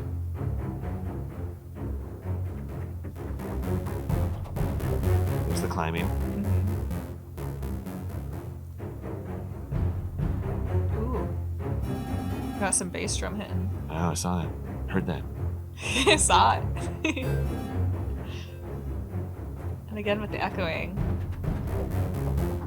Ooh. It's like a wobble noise.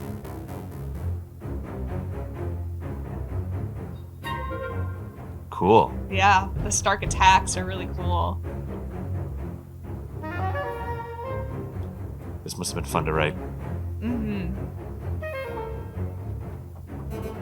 It's so spidery. You're so right. Yeah, it's like a thing of like not only just the skittering, but like you can feel like during some of the flute parts, like maybe it drops down and grabs something and pulls it back up.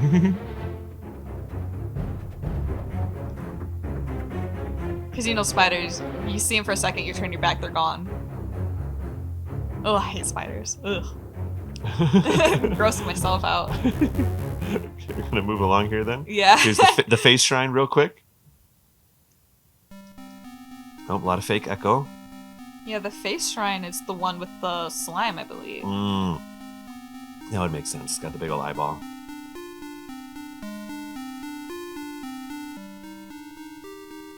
It feels very lethargic in a way. Yeah. Which I guess goes into the slime being all like goopy. We're just doing chord progressions here. It's kind of peaceful in a way. I know. It's very odd. I want to see where it goes.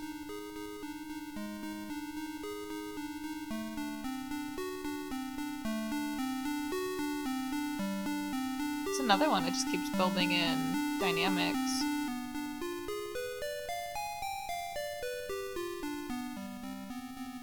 Oh, now it feels disconnected. Right.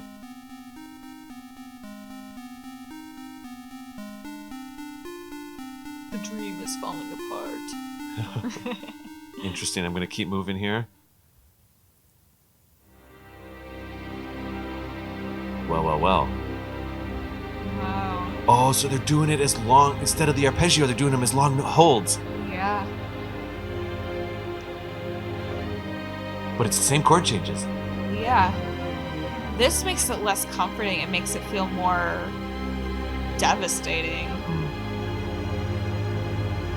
Oof. But also the same amount of like emptiness. Well. Yeah, why does it sound so sad? Man. Has Link been told already, like, you're gonna ruin it if you defeat a song?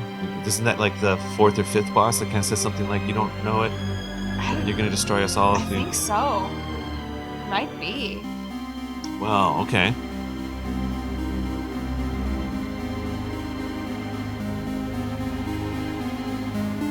Sure, just literally bringing the melody in. Yeah, and again, it's like raising volume.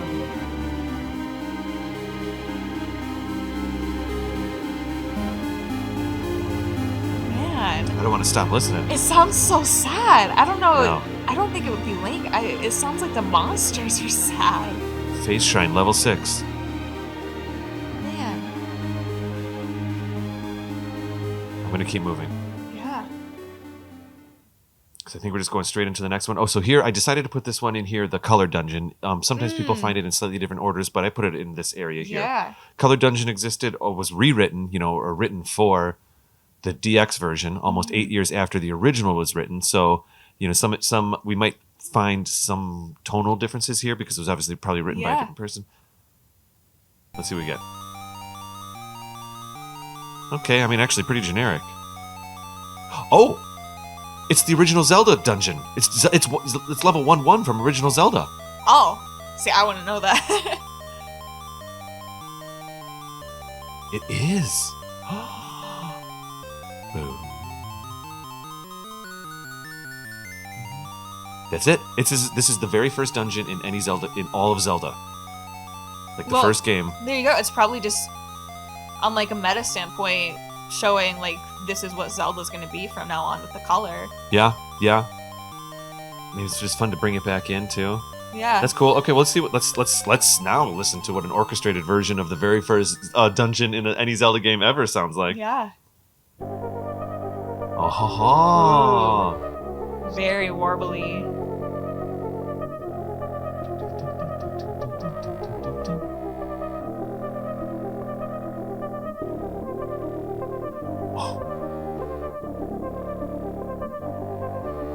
that a bass clarinet? I think It's it is. shooting low. I think it's a bass clarinet. Yeah, cool. I mean, I love this. I don't think they're breaking down any walls here. They're just reorchestrating that first dungeon, and they're doing a great job. No, nothing. It's great though. Just filling it out in the bottom. Unless they go somewhere here. Ooh, What? a music box. What?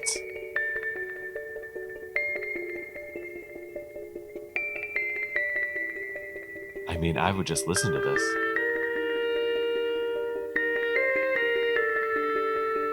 It's like creepy in a fun way. And then we're back. Yeah. All right, I'm going to keep moving. Wow. That was actually a lot more interesting and exciting than I thought it was going to be. Also, I want to retcon Yeah? myself so no one in the comments. up? Okay. The face shrine, I call this thing a slime, but it's not. It's called the Rover. The slime wasn't Key Cavern. The Rover is like the main Oh. boss of the Key Cavern. Got it, Or got the it, face got it. shrine. excuse me. Oh, yeah, you're right, Little you're right. bouncy Yeah, the dude. slime's actually in the middle, isn't it? Yeah. Or whatever, the eyeball thing. All right, here we go. Eagles Tower, moving right along, level Mm. 7.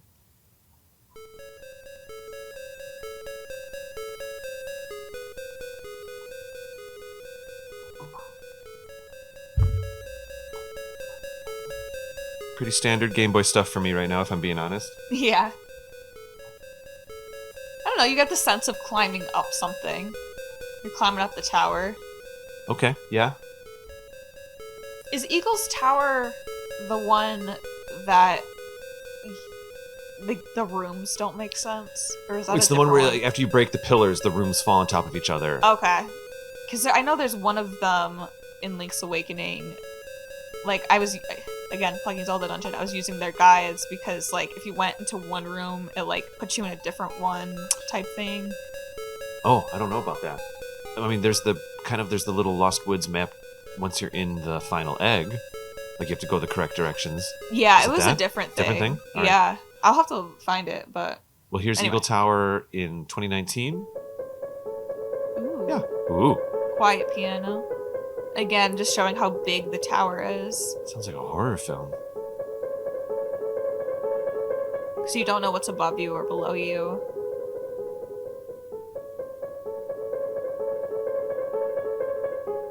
It's kind of interesting. It gets so loud at some points that, like, it feels distorted.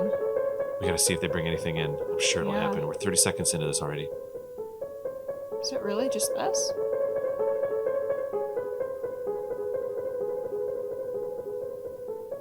This almost isn't even a song. Yeah. 45 seconds. There we Okay, go. there. Oh, and it's the broken piano. Yep. Kid's piano. You can hear the keys bouncing back. Yeah. That's what I'm saying. It's definitely like a children's piano. Yeah, you're right, you're right. Like one of those toys.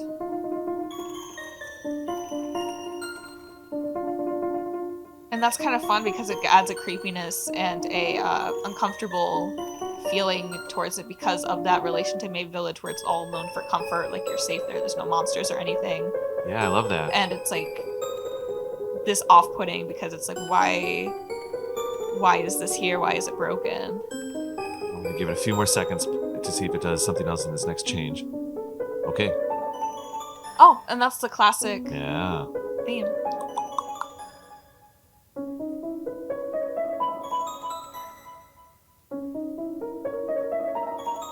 And it doesn't sound like a real piano, but it's kind of cool that it's like the piano and then the real toy piano next. Mm-hmm. I'm gonna close that up and move on. Next is Turtle Rock, level 8. Turtle Rock. Here we go. 8-bit version. A pain to get in, but a cool dungeon nonetheless. Yeah, I genuinely got stuck. I don't look at guides. I Yeah. had to look at a guide for Turtle Rock. hmm I remember I just walked around forever and I was like, I don't know if I have to figure this one out. I think Turtle Rock was also one at Dompe's that I used a lot for like the final boss because that's another one that I didn't feel was as difficult as some of the others.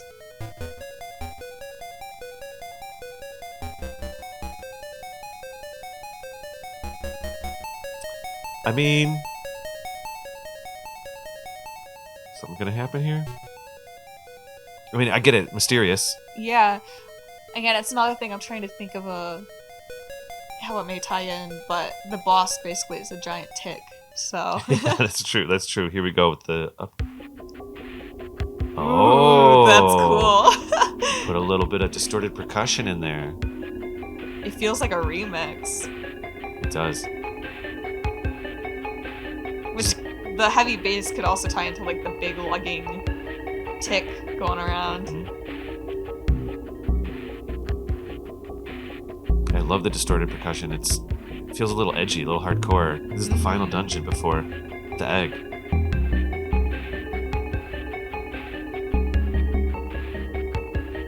Yeah, they still got their building, but they got that difference underneath. Ooh, Some the vocals. voices. Interesting. Maybe the Yeah. turtle is singing. Because that's when all you get is do do do do do do do do do do do. What do? You break it apart like this and add different layers.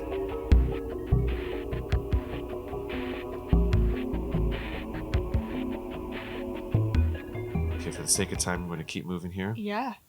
Sorry, I don't have much to say about that one. That's Cool, okay. though. That's okay. We've got about 3 left, maybe 4. Yeah. And here we go. Now we are in the windfish's egg. Oh. Ooh. Yep. Big plop.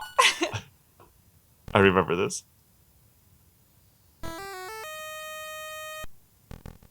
Huh.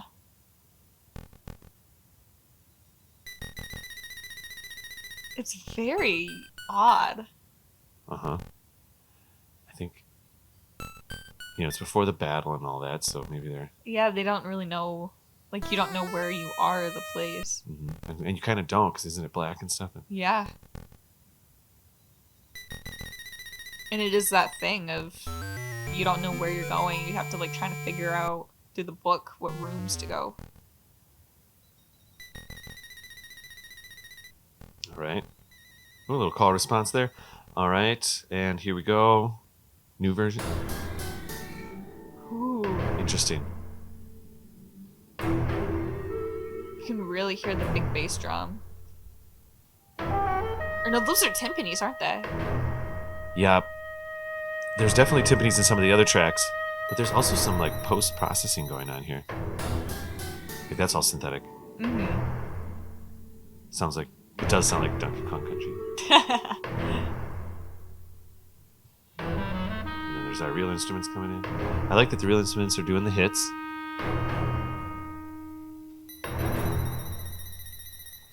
I will say, in this version, I like that driving ga-gong, ga-gong. It adds a little more Yeah. than what we were getting from the Game Boy version, for sure.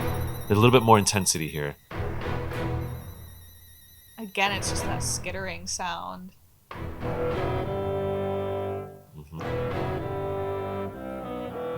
We definitely had that melody in the 8-bit. I was gonna say, they almost sound like they're bringing back different themes throughout the game.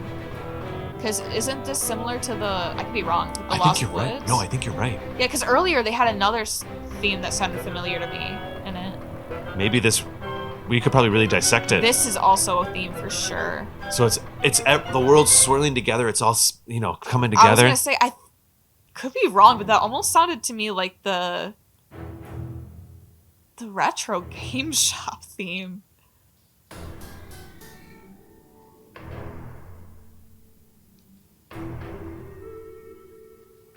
Yeah, it's definitely the entire world is held within this egg. I'm going to let it play just a little longer. I want to see if it does anything else. Sure. All right. I'm going to keep moving, because then what we have is here's the stairway appearing, which was called something else this was another one of those things where I had to kind of edit the files a little bit. Uh-huh. Stairway appears in the Game Boy version, but it's called Ascent in the soundtrack that I found for the new version, but here we go. Is this when you go up to the windfish? Yeah. Okay.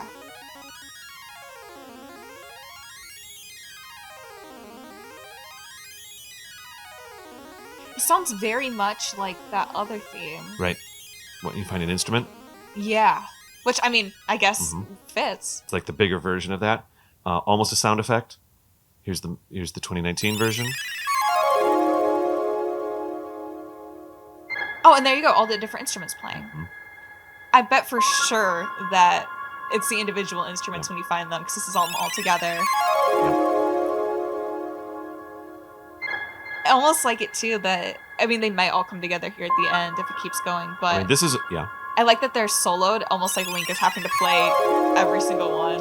And this is an original. This is not the thing, the sound effect from the Game Boy. This is like a newly composed thing here. Still almost, yep. All right. Then what happens is we talk with the windfish. Oh. This is the 8-bit? Yeah, I should. There's a disclaimer here for this one.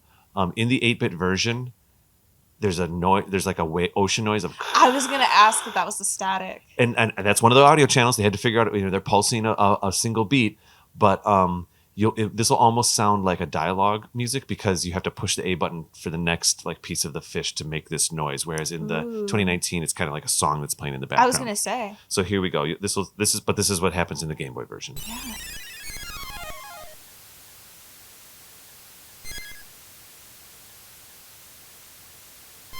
I love how quiet it is. Mm-hmm.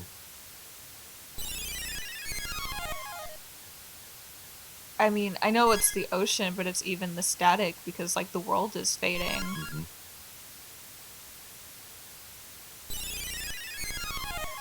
That's what we get. Yeah. Okay, so then here's the 2019. We wrote some new stuff for this part. Mm-hmm. It's so interesting because it's like this is the moment you work towards the entire game, and then you come here and the music is like it almost is villainous in a way, and it's not because the windfish is bad or Link is bad, but because they are about to destroy this entire place. And so it does have that sense of dread because you think you just beat the game and everything's going to be great, and you're going to go tell Mara and see ya, hop back on your boat and sail away. Yeah. But it's just not what happens.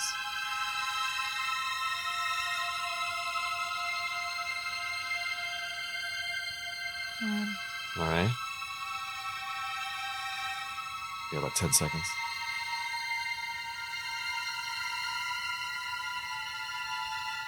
Yeah, it feels like you're being betrayed. It really does. It's also, even though there's some more instrumentation there, it was also as kind of just, I almost said ominous, but not that, almost vague, like just kind of like there's a nothingness there. Yeah. All right, so then we go into the Ballad of the Windfish. Here it is where it all happens. Game Boy.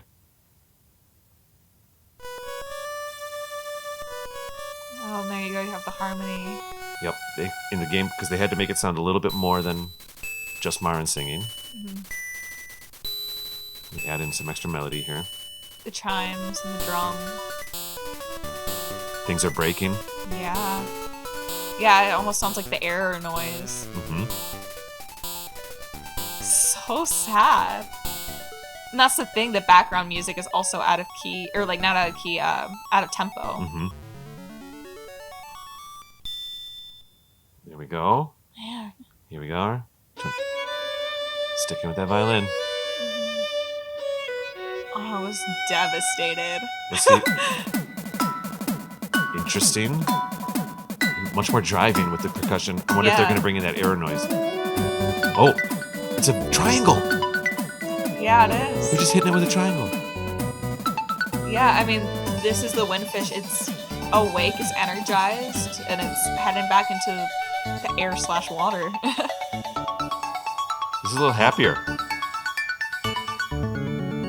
Yeah, it doesn't feel as broken.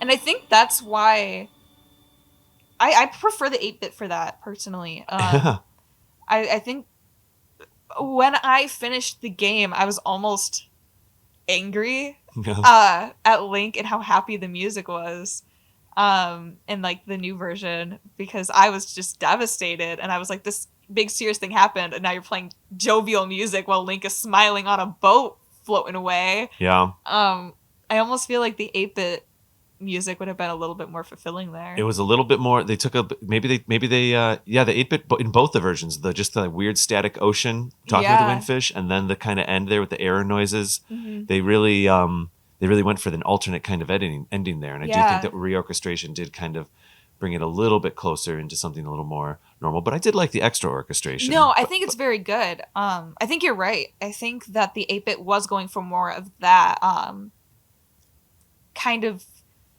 again, not pinning Link as the villain per se, but making you know like what he did was kind of messed up and like feeling wrong. Yeah, I mean, for me, it was what I was feeling from those two Game Boy versions was, and I remember feeling this the first time I played, is that it's almost meta. It's almost like the game is breaking right now. Yeah. The whole thing is the universe is breaking. But anyway, here's our final Marin song and the end. Here we go.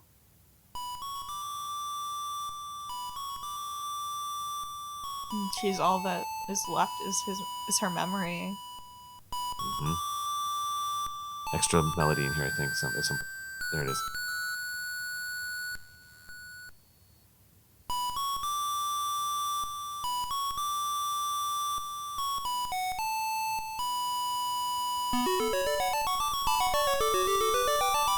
Yeah. And then the memories of everything else join with her. Mm-hmm. But again, she's still in the forefront. Some harmonies. Mm-hmm.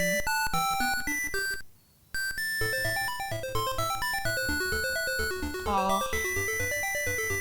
I mean, this is still pretty good. No, this is gorgeous. It makes me want to cry. Because it is, like, that happiness while still feeling devastating. And then, obviously, they build into the main theme. This is like the credits roll and stuff like that. Yeah. I'm not going to play this whole part of credits roll, but... But the way they change it for the credits roll is so smart. It really does feel like the wrapping of the story, and it's like a little safety blanket. Mm-hmm. This is the most dynamic version of this melody we've heard in the whole game. Absolutely.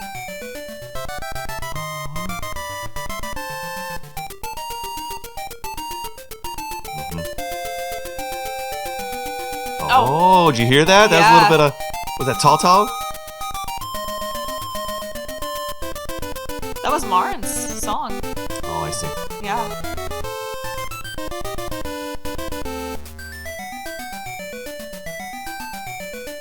I mean, I keep trying to stop this, but I can't. Yeah. Little dance tune. All right, well, I think I'll stop it there, and we'll do the 2019 ending and staff roll. Yeah. And that's that thing, they really echoed her voice to make her really feel like just a memory. Yeah.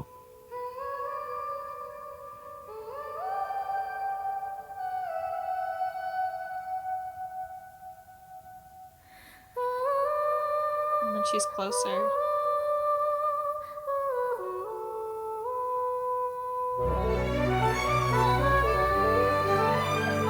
This is a pretty good adaptation right here, if I may. Yeah. After immediately hearing the Game Boy version. Yep, the harmonies. Double vocals, because they did double harmonies on the Game Boy version. Yeah. I was wondering if they were going to do double vocals. And then it building.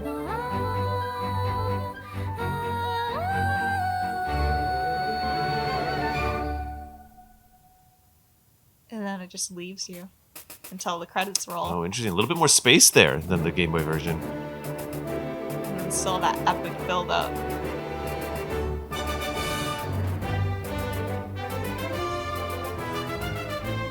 Yep. Yeah, I mean, this is one for one. It really does feel like a dance song. I love that they're changing those notes.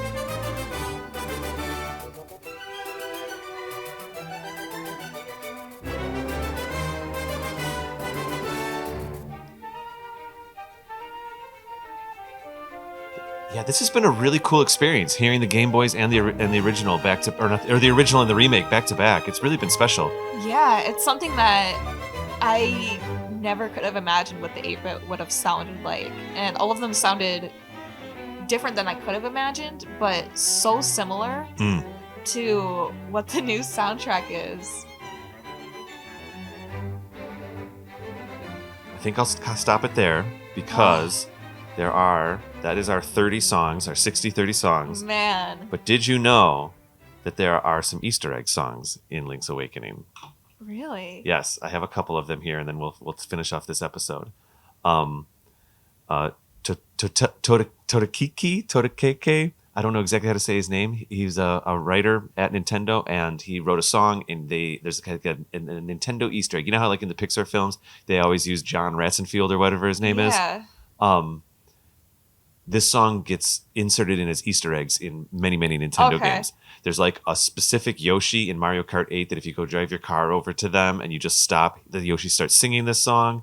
So if you put your name in as Totkeke, the music changes. And this is some of the music that you hear during the name enter menu. That's the cue that you've done the secret music. I've heard this theme before. Not in Link's Awakening, I didn't do this, but... This is the remake. Yeah. Because they got the trumpet playing around with it. Da, da, da, da, da.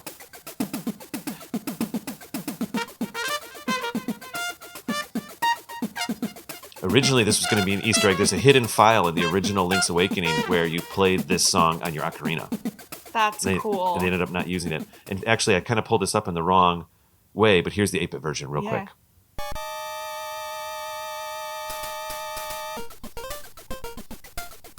Yep.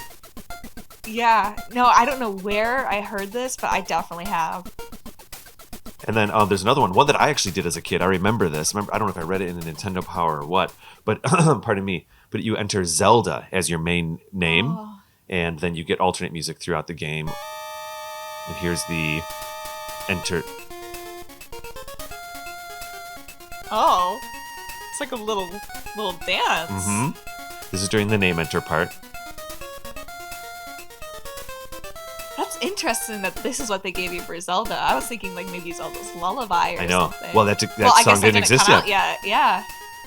All right. And then, of course, there's the, this is the 2019 version of that Zelda thing. Ooh. They have a little more fun with it. Oh, yeah, now it's full conga. That's so fun.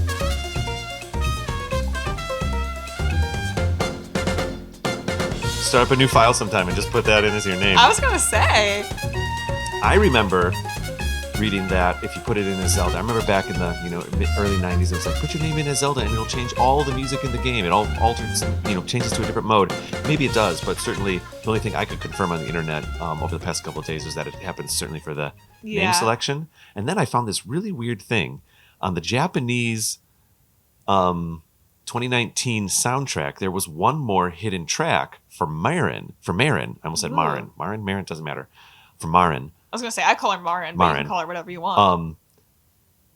But I couldn't find a Game Boy version of it. Huh. And so maybe they threw in just one more Easter egg on the 2019 Probably version. because Marin is so loved. Yeah, and so here's what happens if you put Marin in as your name in the 2019 Link's Awakening. That's the cue.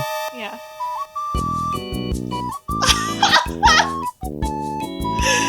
All right, easy listening. I'm into it. Oh, yeah. I mean, you can hear her theme, too, in the back. Yeah. It's just funny because it's kind of out of tune. Yeah, it's like a little slide whistle or something. I don't even know what it is. A recorder? Yeah. Yeah, it almost reminds me of the Me Creator music. Yes! It's just very elevator music. That beep, beep, bop, bop is almost straight out of the Wii. So that's everything. That's so fun. Kady, that was quite a journey. Thank you for going on that journey with me. Thank you. It makes me reappreciate Link's Awakening all over again every time. And I don't know, we've said a lot in this episode. Yeah. Any closing comments or any closing thoughts about what we listened to today? Go back and listen to soundtracks. Always listen to soundtracks. Not even just Link's Awakening or Zelda games in general, but so much goes into them. And you don't realize until like it's quiet how much they really add to the atmosphere of the game and like how much they truly do. And that also they make really good study music. So Yeah, fair enough. I think that the 2019 Link's Awakening remake is a masterclass in how to do a remake. absolutely. I really do. I think that, down to the fact that all the technical quote unquote tiles in the Game Boy game are represented in the remake.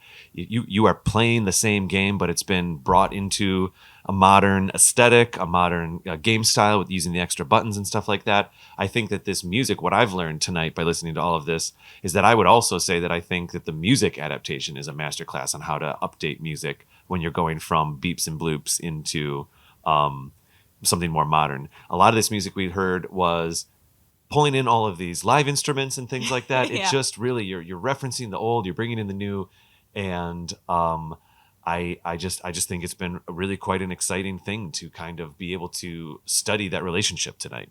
Yeah. No, it's been so cool kind of seeing that comparison. Because obviously I probably wouldn't have a chance to experience that otherwise. I don't know if I would have, if it wouldn't have been for, I guess you could deep dive down and like play these files for yourself, Yeah. but for us to do it and be able to have a conversation about it is pretty cool. Yeah. So, Kady, I think this is it. This is the end of our season 6. Yeah. Thank you so much. I can't wait to start season 7. Well, like I said, we already have some ideas, and I can't stop laughing because my cat is freaking out right now. I think we'll keep this in the show. He's off camera. He's off mic. licking the top of it. His auto feeder goes off in like 4 minutes, and I think he knows it. So he's scraping at the thing. Pardon me. I know we're doing this on here, but I just gotta Schrodinger. Thank you. He looked at you like you were his dad. Yeah, he knows. Okay, all right. I can't wait. In the meantime, I'm very excited. We'll see everybody back here in about a month or two when we start up season 7. Yeah. In the meantime, I know fan fiction is coming back for a season 2, which we're going to post that between seasons. Nice. And also another Pokemon podcast is going to be. We're going to post the episode 0 a week before AZP comes back, or actually, I think we're posting it a week after this episode posts. Is where it is in the schedule. Nice. So, or maybe it's live already. I don't know. Jacob and I keep going back and forth exactly. You guys as to when have to post to it. answer the question: is Mr. Mime Ash Ketchum's dad? Oh, really? That's one for Jake and Rebecca. But that'll be posting. The first couple episodes are going to come out, and then we'll kick in with season 7 here. So there's going to be plenty of other 6.5 media content to look forward to. I'm very excited about all those things. We have a couple other podcasts that are new that are coming out, but they'll be a little bit later in the middle of season 7. Until then, Kady, we get to have a couple months in the summer here. I'm going camping a couple times. Ooh. Do you have any summer plans or anything like that? Work. Yeah, sure. I'm going Fair to see enough. Hosier. Oh my gosh, I'm going to see Hosier with my boyfriend, and I'm so excited. That's amazing. Love it. Very cool. Well, I'll see you in about a month or so, Kady, something like that when we get, maybe it'll be a little bit more because we got to finish up Ocarina before we start season 7. But this is a blast. If people want to find you on the internet, where can they do that? You can find me on Instagram at mindofkady, Kady, or on my website, kadyroberts.com. And David, where can they find you? They can find me on the internet at Raptor Paint on all the social things. You can go check out my other show, Returning Student, over at returningstudent.com.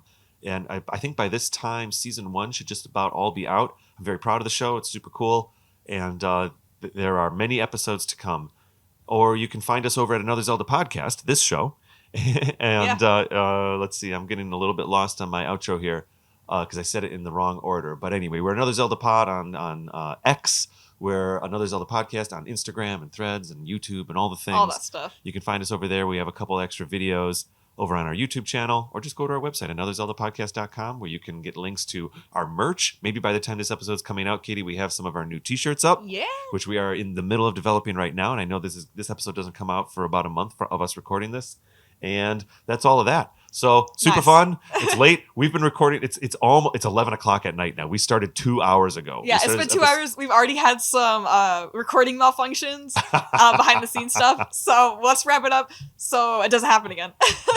I see you looking at the screen I'm nervously so right now. paranoid it's going to stop again. No, it's fine. It's fine. Look, the CPU Yeah. is doing just fine. Kady, have a good season break. I'll see you in season 7. An even better season. Sure, sounds good. Yeah, it's going to be even better, even greater. Maybe another 25. Yeah. All right. I'll see you. Bye.